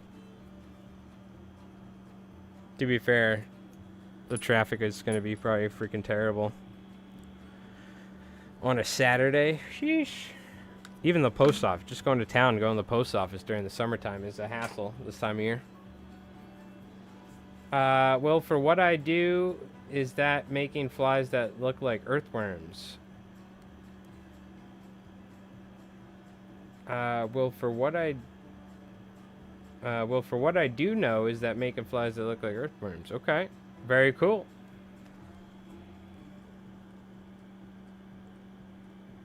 Earthworm flies. I'm sure there was probably an autocorrect issue there or something, but I think I got the gist. Let's move some of this stuff so you can see the colors properly. Yeah, I like this. I like this. This is very much so banana squid. Kenny Abrams coded color-wise. I do love the squid flies like this. They are nice. I think this 4-odd's a good proportion too, right? Lengthwise and everything. I think it came out pretty good because I don't have super long bucktail, so this actually works out pretty good. I gotta swim it. I'm gonna swim this, make sure it swims good, and then I think this is good on a 4-odd. Part of me thinks this would be better on a Gamakatsu 6-odd, probably, because the Gamakatsu 6-odds are nowhere near as heavy as these Arex 6-odds. This is a really serious, like, essentially whitewater hook, or blue water hook, I should say, for offshore species. I think a 6-odd Gamakatsu SL12S with this fly, maybe right around this size, a little bit longer, and the same amount of material is kind of perfect. Feathers are shorter this time. Looks good.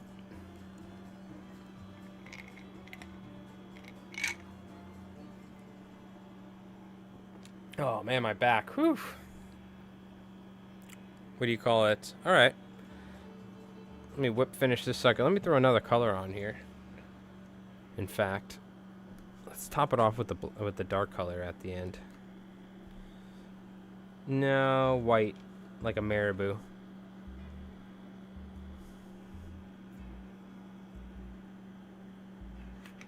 Yeah, a little bit of white will be nice on top of the tan, actually.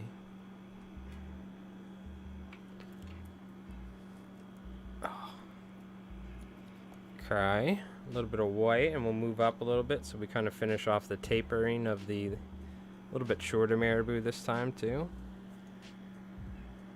Everything's tapered. Taper everything.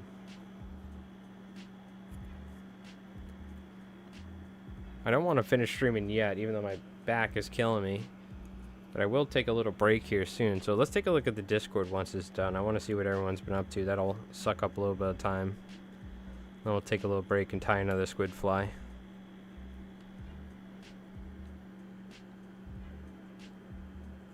That way I got a nice little arsenal of squids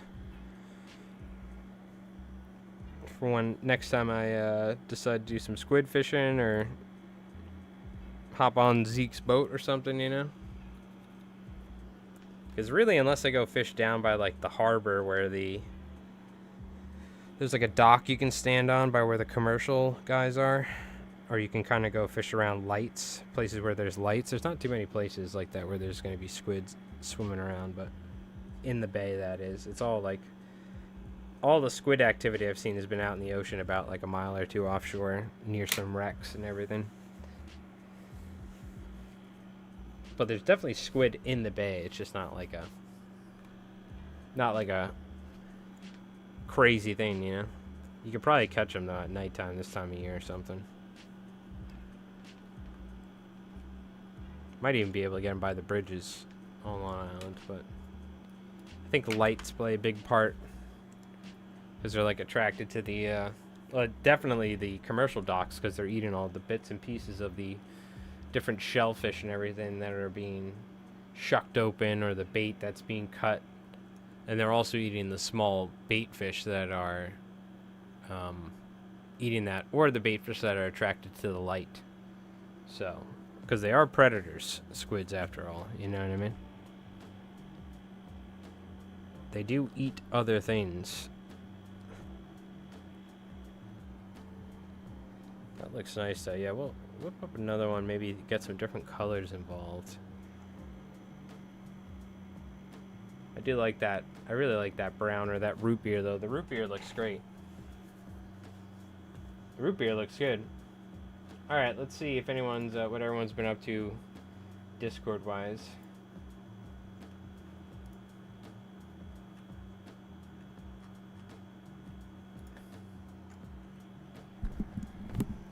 We got the scrimps here from Cragger Roll. I think we saw most of these, but we'll check them out again.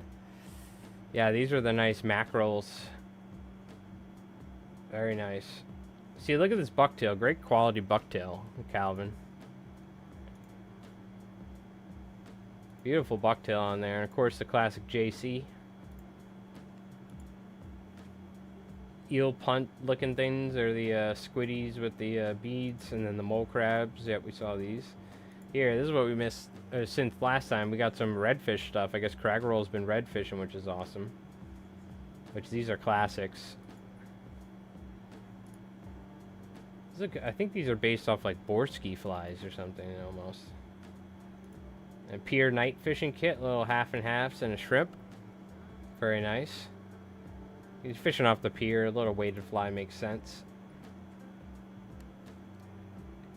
And we got Yumi with a, or this is Calvin's, with a nice mackerel as always, looking good. It's tab eye, right? Great quality hackle, by the way. Look at the fluorescent, look at the colors of the hackle. Beautifully dyed. Really nice dyeing work on the hackle. It's something that sticks out right there on that fluorescent kind of chartreuse. A lot of times they turn very yellowish. That one is kind of yellowish, but still, you get what I'm saying. I like the colors on it. Nice. The lady crab flies from Alan Callejo, or Alan Callo. He actually texted me the other day saying he liked the summer video. I was like, oh, thanks. Appreciate it, brother. I gotta stop being lazy and make some videos. I should probably feature some more of his flies, honestly. I would like to do this one at some point. This is the lady crab, I think, right? If I'm not wrong. Not a mole crab. Or it can be a mole crab, too, but it's got, like, claws. And these, are these Paige Roberts Slim Jims, they almost kind of look like? Something similar, with some sort of round foam, which is nice. And then, is that squimpish and bucktail, or is it all bucktail? It might be all bucktail. It looks like almost all bucktail, but that kind of looks like that could be some, maybe synthetic. Either way, looking good. Oh yeah, nice. Cool mug. Oh, these are nice. Are these Steve Farrar bait fishes? They kind of look like it. The 3D ones? Yeah. Oh man, my eyes just got like...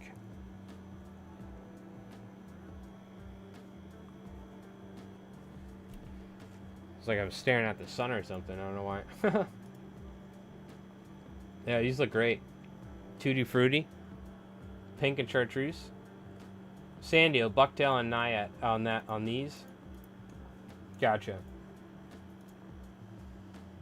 Yeah, it looks similar to like a Steve Farrar, like the Steve Farrar bait, or like some flies Steve Farrar used to tie. Looks great though. Looks fantastic. Oh man, I'm tired. I did not sleep good last night. I don't think we missed anything. Oh, and Gabe was asking about flounder a while back in the shrimps. Yeah, Pave Rogers Slim Jim. I got to cover that fly at some point. I got to get the foam cylindrical foam that's small enough for it, you know. Very nice.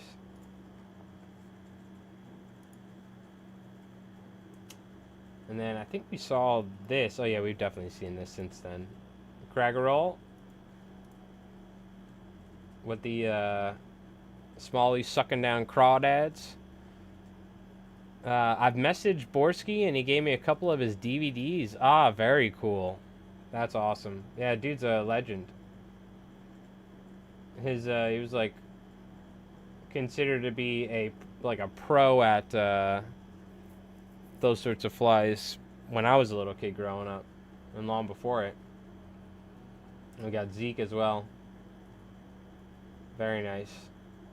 All right, we're gonna tie one more squid fly. I'm running low on my drink here though. I'm gonna grab a drink. We'll chit chat real quick. 1/4 inch or 5/16. Okay. Yeah, I guess it just depends. And you want a longer. You kind of want. Well, I guess it depends. She had they were pretty small too, but you could tie them. Those look like pretty long ones you tied. But I'll probably do like a mini version, the mini Slim Jims or whatever they used to see in like Orvises with the olive and it'd be like olive and white, you know, either like craft or polar fiber sort of thing, something like that. All right, and we're gonna take a quick little break here. We're gonna come back, whip up another squid fly, and what do you call it? I don't know if we'll make the 3-hour mark, but we'll put some time in and get some flies tied. That's the main thing. But I got to stand up and take a break here because my back is just killing me, and I'm gonna grab some seltzer real quick. So the SP11s, okay, that's just like the standard kind of like 2X lawn or something. I think they are. They're not 3X, are they? I've used them a bunch. I like them in the larger. In the smaller sizes, they seem very thin wire, almost to where I think I bent 1 or 2 of them before. But I also manhandled the shit out of stuff when it comes to the hooks. You know what I mean? So I gotta double check and see though if I like that particular hook in like a size 2, for instance. An alternative would just be like a classic Mustad 007 sort of thing. Yeah, they are thin when they get to smaller size, or even in larger sizes, they're kind of thin. That's one of the reasons why I think I was tying Bob's Banners on those hooks. They are a nice bend.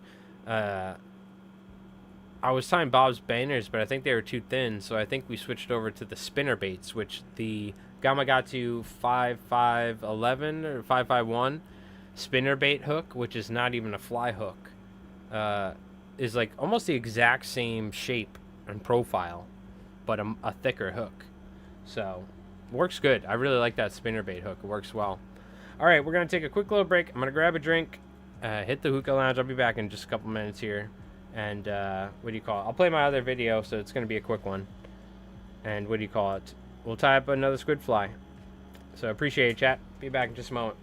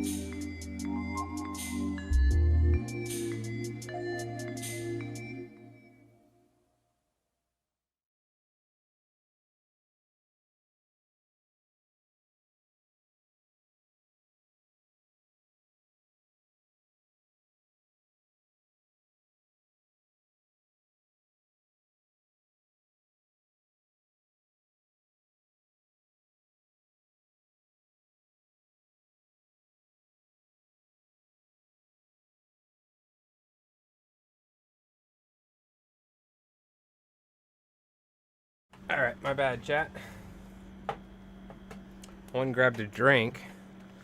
Went outside for a sec. I think there was like a raccoon or something out there. Also, there was like a gigantic spider on me that I had to get off. I'm pretty certain it went in my shirt, so I had to deal with that. I was out there for just a second. I heard something moving around. I saw something move off. I think it was a raccoon. Alright, let's whip up one more squid fly here. I'll get back to video editing. So I was sitting back the other night, the giant raccoon I talked about all the time. And we don't, you know, raccoons don't bother anybody. There's opossums and stuff. We don't care. They're just living their life. But the big ass raccoon, freaking, we have a tree that raccoons have lived in, squirrels have lived in. By my house, there's like a small hole that's like not that big at all. It's really small. And this gigantic raccoon, I saw it somehow squeezed its fat ass into this tiny hole. It's living in that tree. But I watched it climb. It like walked right past me and like went into the tree while I was smoking outside. I was laughing. I did not think it would be able to fit in there, but normally it's like a couple squirrels living in there. In the past, we had like a raccoon mom with like a bunch of baby raccoons. And they would all be like poking their heads out of the tree. But yeah, I did not think a gigantic raccoon could actually live in that thing. It's huge. So he must be super snug and comfy in there or something. But I gotta watch every once in a while. I'll be out there like watching a stream on my phone, chilling because it's nice and cool outside, and then like this gigantic raccoon walks by. He's just as scared as me as I am of him. I'm like, yo.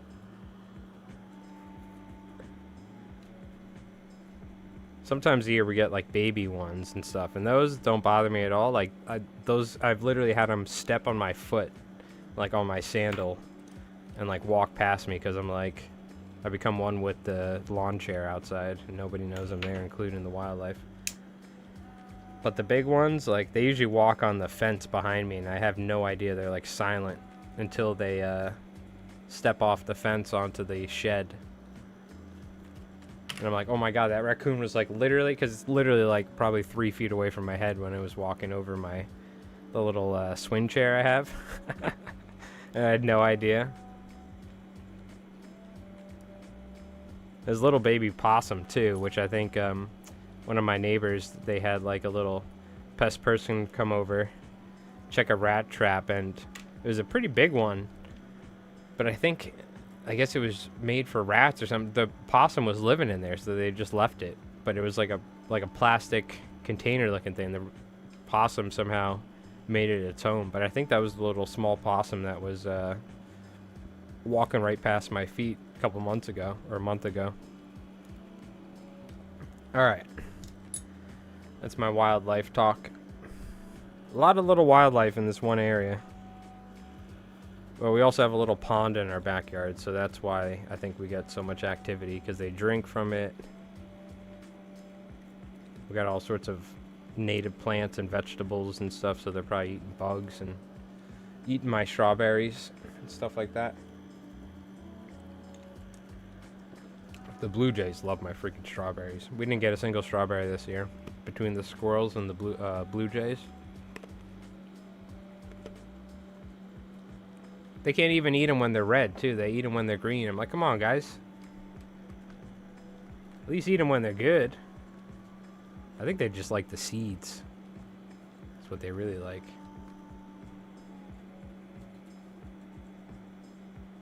But that's right.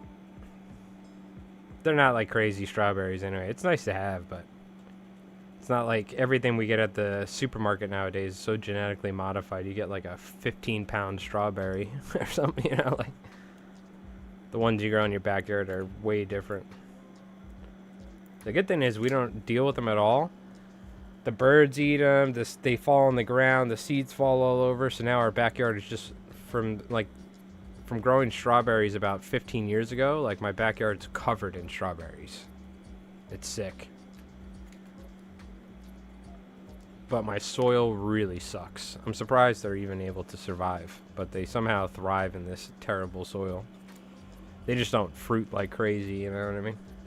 I'm sure if we had proper soil, it'd be a little bit better. Let's see if I can get the proportions of the tentacles a little bit more to my liking for the body proportion, you know? We're gonna whip this one up, and then we'll call it whether Keith's happy or not. Just my back's killing me. But we'll have a couple squid flies in the bank ready to go whenever, which is always a good thing.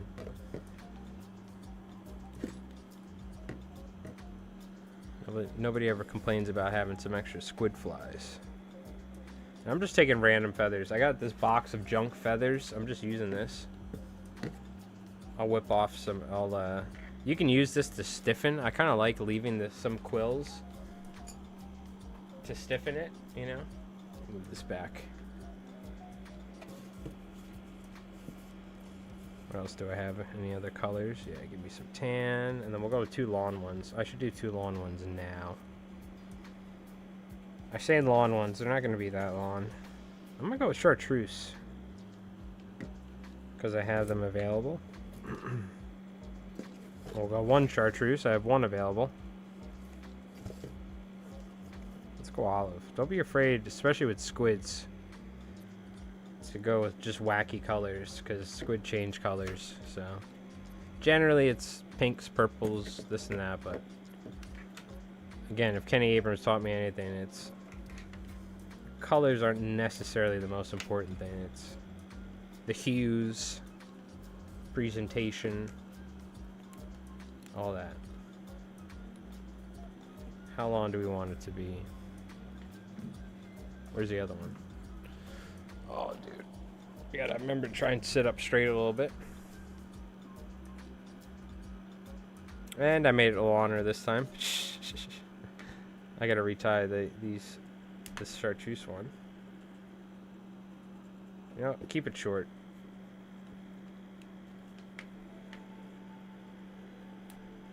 So used to tying these 8-inch ones that it's very easy to underestimate the size. It's every guy, right? Looking at it like, oh, that's 6 inches, right?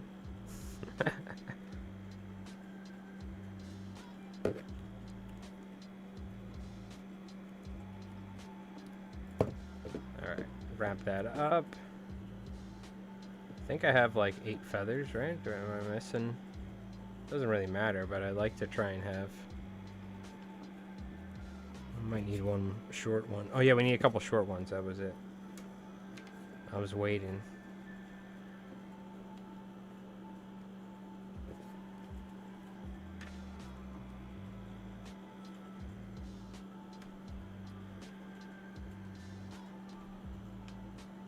Everywhere's pretty covered. Maybe I'll do one here.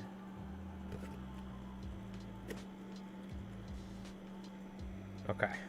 Now we're good. Let's cut some of these away because we don't need all this quills potentially affecting the way the fly swims.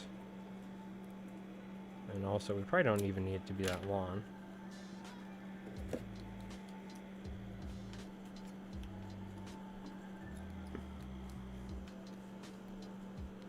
Something like this works.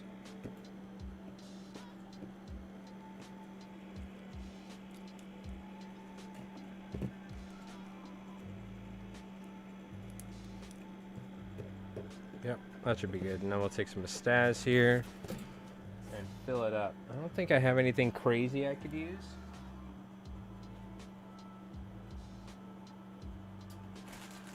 Well, I say that, but you know what? Let's just screw it. Let's use some chartreuse. Do I have a jumbo? That is, if I have. Oh, I do have. Nope, never mind. I don't have grande jumbo Staz. Alright, we'll use this nice brown one then. Been tied a bunch of Bob's Bangers earlier this year, so that is usually where most of the Estaz goes nowadays.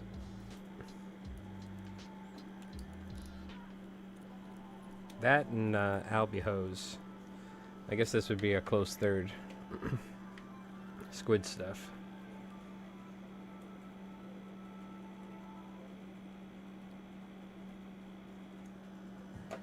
Wrap this sucker up. Appreciate everyone hanging out too. Hope everyone has having a great Friday night. Has a great weekend. I'm gonna be doing a little streaming tomorrow on Mike Rolls Dice. We put together some American infantry, and now I'm gonna paint them in a Marine. If you guys know World War II, what the Marines in the Pacific, the sort of camo pattern that they had on their helmets when they were fighting in the Pacific versus the Japanese. There was like a brown one and a green one. I'm going to paint that green Marine camo on these American powered infantry power armor guys. Sunday, I got my buddy coming over. We're going to play test my game that I put together. Tackling the Apocalypse. And I'm just going to be working on fly time videos and battle report stuff. I have to get a fly time video out by the end of the weekend. That's my goal. Stop slacking. He messaged me through Facebook and sent me his 2 DVDs to help me learn. Great guy, very helpful. This is one thing you'll learn with most of these guys. You know, whether it be Mark Sadati, Henry Cowan, Alan Callow, they're all very humble and amazing dudes that are, the main thing is this is the mark of a good fly fisher, fly tyer, is somebody that's willing to teach others. And that's where these guys really shine, you know, because there's a lot of amazing fishermen out there that just don't, you know, really care or want to teach other people their stuff, you know what I mean? So these guys are also did it in a way that is very good and concise, you know, via their work and their flies and all that. Yeah, most of these old school professional and even newer guys, professional fly tyers and like famous people and stuff like that are genuinely really nice people. There's probably a couple bad apples when it comes to probably some well-known people. I don't know of any though, but just like anyone else or anything else in the world. But like everyone I've met in the fly tying world's been so nice.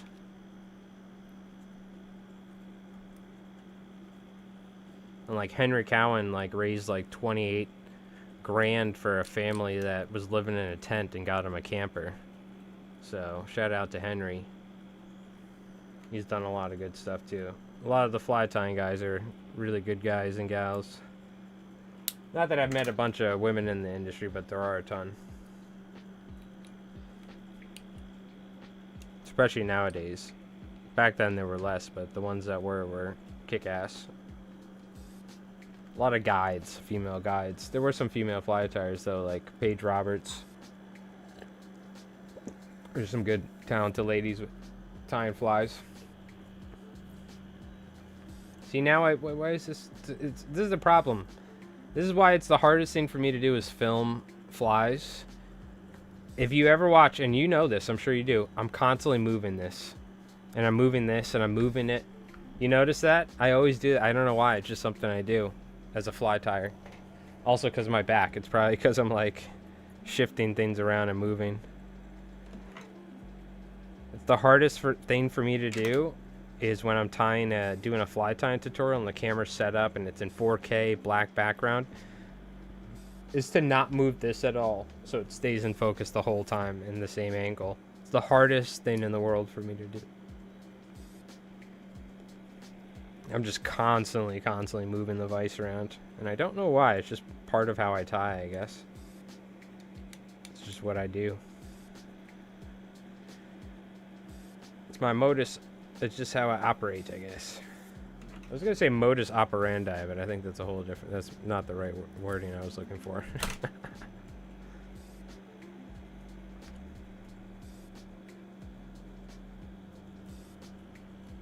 Alright, we're going to whip this one up. I got a couple squid flies in the bank. Very nice. Do I have some tan that I can use to start off with? Probably. Running very low though, I will say that. Oh, I got some stiff stuff that I could use.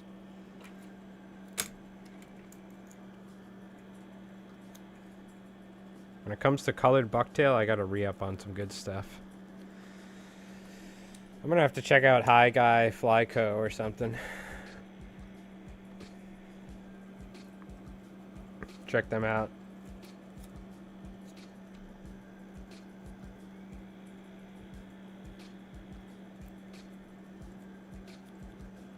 Pretty much everything else I get from saltwaterflies.com, but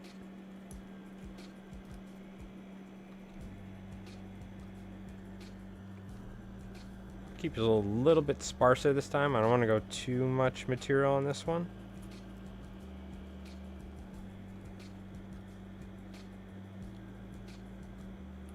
Oh, I gotta make some YouTube shorts too.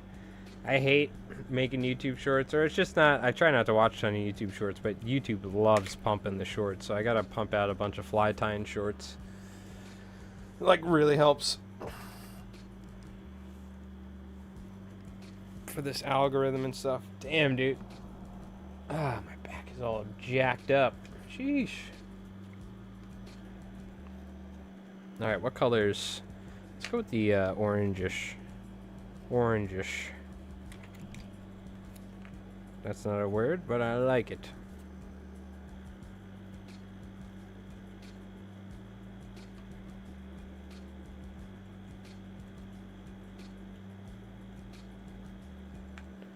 I'm excited to play this game. My buddy Rev, he generally breaks games very easily, so I'm excited to see how he breaks this game that I made. There's going to be like a regular version, but there's going to be like a fishing orientated version too, so remember, you probably heard me talk. I was like, I want to find a way to make a fishing game one day. Like, my entire life revolves around it. And now gaming, tabletop gaming. I gotta find a way to blend the two. So that's gonna be my goal. There'll be a subgenre of the main game where you could just use anything, but I am excited for that. We're gonna do that Saturday. That being said, I have to make a bunch of cool little fishing ships with cannons on them and stuff one day. I'll make videos doing it. Okay, I'll move forward a little bit, add some more material.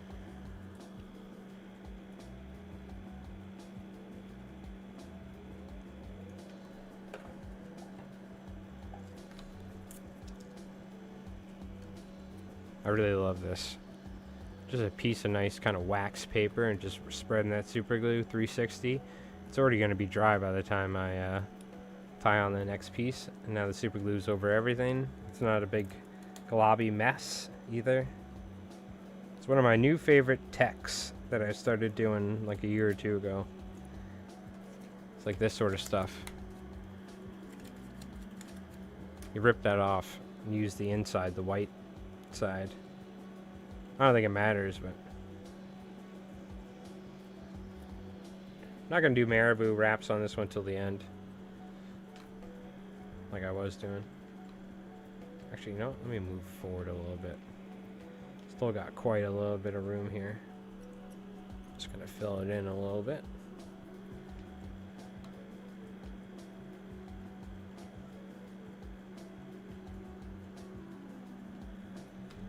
We keep working.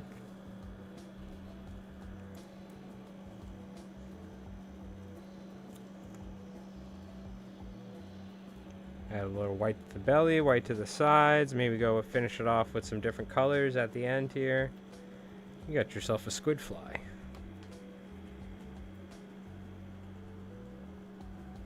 There's this one squid fly I used to tie years ago for these fly shops out here, or these tackle shops.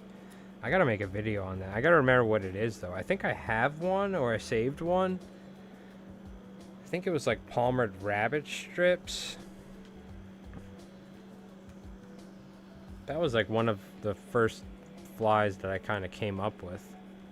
Because I don't like to ever claim really too many original stuff. And it was just a generic squid fly, but I think it was original enough.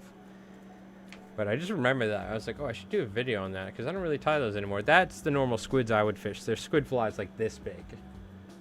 Pretty small squid flies. You know what I mean? Because in the bay, I don't think we really have too many big ones. So I just fish small ones. It'd be more just like an attractor fly, if anything. But hey, I'm fishing my squid fly. Worked really good for fluke, though. Really good for fluke. I gotta figure out how the hell I tied that thing to make a video on it, because that's actually a really fun fly. It's a fun fly to tie. It's a good one too. I was selling them. People were buying them as teasers and stuff at the time, I remember. Even though they were like pretty nice flies. Let's go with some nice bright orange here. Let's really finish it off with a bang, shall we?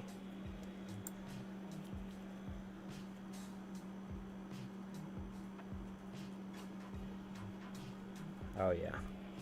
This is like just the icing on the cake sort of situation here. Again, I'm keeping this one sparser. I want to tie them in a couple different ways, you know? Because again, I'm trying to figure out how to tie these on the 4-rod Gamakatsu. I want to tie... It might even be a little smaller, honestly. It might be a little shorter. Slightly less material. This is a little bit more akin to the size that I was fishing, but I'd say even probably still smaller. I'd say it was like a 5-inch squid fly or 4-inch. Again, great killer teaser, or killer fluke fly in general.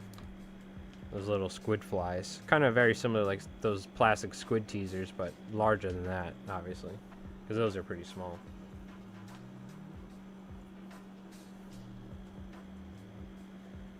Oh yeah, that's good enough. We'll put some marabou on there, because we don't want to go too heavy. Let's go with some tan. This one, do I have any that are... I'll take the whole thing out, make a mess, why not? I want a Palmer one. Let's do a proper palmering. I need to find a piece of marabou that isn't stiff, though. All of these are stiff. Here we go. This one is palmerable. Palmerable.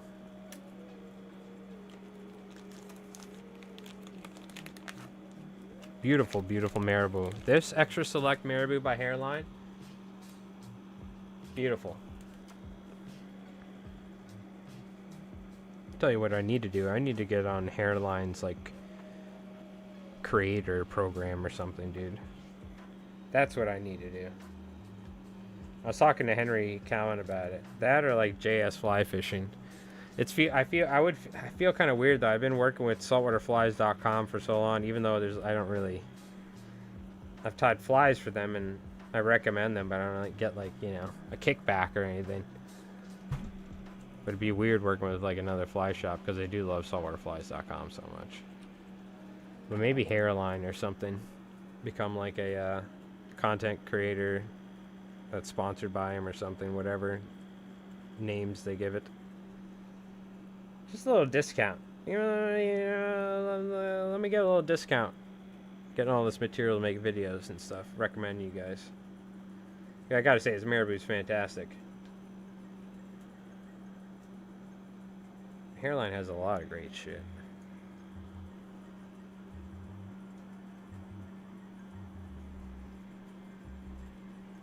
Like, Waspy ain't bad, but I've always just found, like, Hairline to just be, like, superior to a lot of other fly tying companies that, you know, are, like, the larger fly tying material suppliers.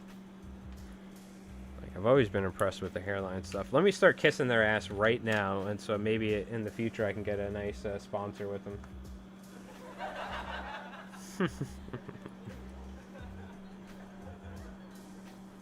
Yeah, you gotta start somewhere.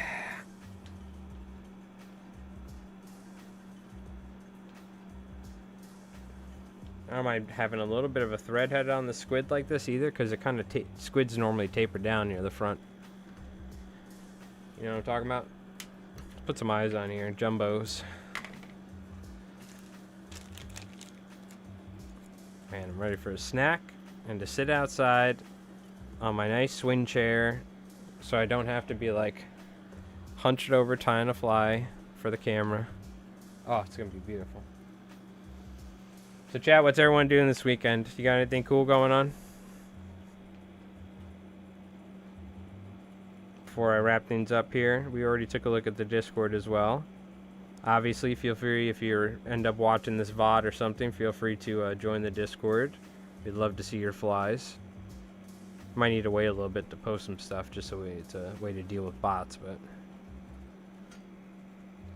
We also have a good amount of people from the tabletop community from Mike Rolls Dice. Honestly, I might need to make a Mike Rolls Dice Discord or something like that. But for now, everybody's kind of commingling, so hopefully you fly tire guys don't mind it too much. But yeah, I stream on Saturdays for Mike Rolls Dice. So I'm going to be doing that tomorrow. But I got to go to the post office early in the morning. So that's the first thing I'm going to do. Do that. I got to work on some terrain and stuff. I have a sponsored video from Mike Rolls Dice, which I'm excited about. We're going to do... So we're working on some American-style buildings, World War II American-era style terrain and stuff. Because it looks like the Japanese invade America, because we're living in an alternate timeline, so it's going to be crazy. Alright, and there we go. There's our another 4-rod squid here. I think it turned out good. This might be a fly that needs some lead keeling. I'm going to have to take a look.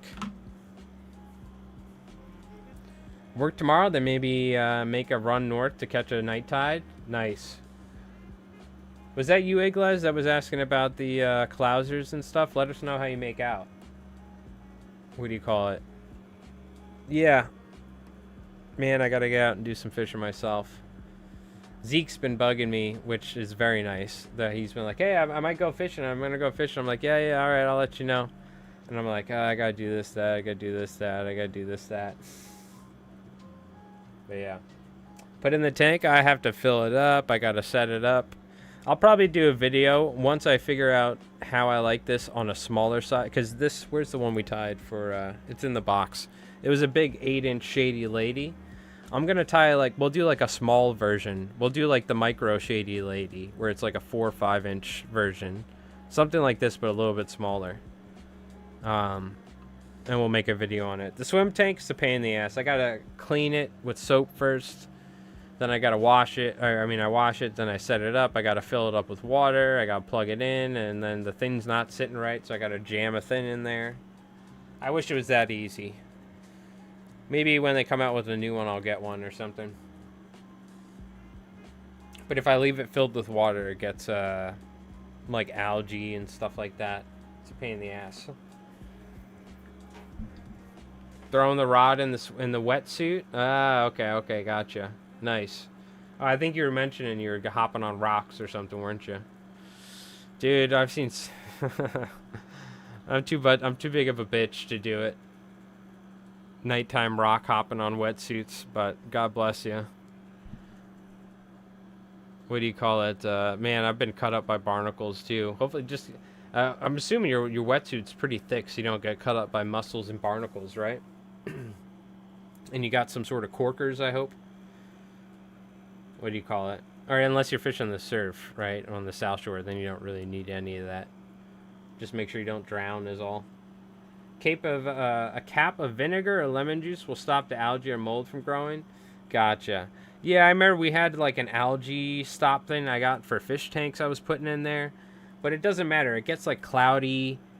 It probably shows the water quality of the water that we have here on Long Island out of the tap. But it's like, it gets that like sort of hard mineral sort of thing, you know, where it's like the, whatever sort of minerals are in there. So you constantly, I just find I have to constantly clean it. So I empty it whenever I'm done using it, and it's nice and clean. If I leave it full of water, I have to clean it like with soap and like a sponge or something. So... But we had it set up for streams. That's something we'll probably do in the future. It's just a lot of work, and I'm lazy as hell. So that's your answer. Easy. All right, chat. Well, thank you so much. Appreciate you folks for hanging out. Keith will be mad. We didn't make it to 3 hours, but that's okay. My back is killing me today. I slept all messed up. What do you call it? I gotta try not to curse as much. That's my New Yorker mouth for you. But, what do you call it? Yeah, this weekend I'm streaming tomorrow, Micro's Dice. I'm gonna bang out a video, so I think it's gonna be the ballyhoo fly, because that's, I tied so many of those, I wanted to do a video on it.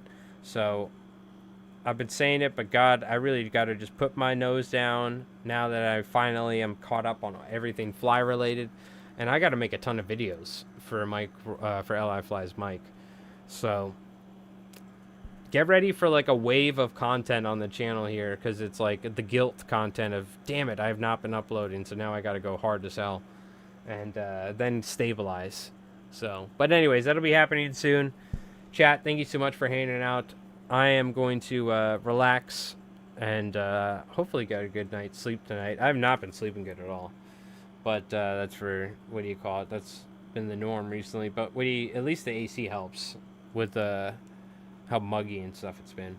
But anyways, chat, you take it easy. You have an awesome night. I'll see you guys next Friday for another fly tying stream. But of course, we'll definitely have a video before then. So if not, then what do you call it? You guys can shame me. But no. I'm definitely having a fly time video before then. So don't worry. Probably ballyhoo fly, and then I'll figure something out. Anyways, chat, thank you so much for hanging out. Have a great weekend. You stay safe. Take it easy. Go catch some fish, tight lines, all that jazz. I'm going to go hang out, and we'll see ya. Yumi, Iglaz, come fly with me. We had Goopy in here, Zeke, Lima, Gats. Thank you, Craggerroll, everybody. We had everybody hanging out on Twitch and YouTube. You guys take it easy, all right? You have an awesome night. We'll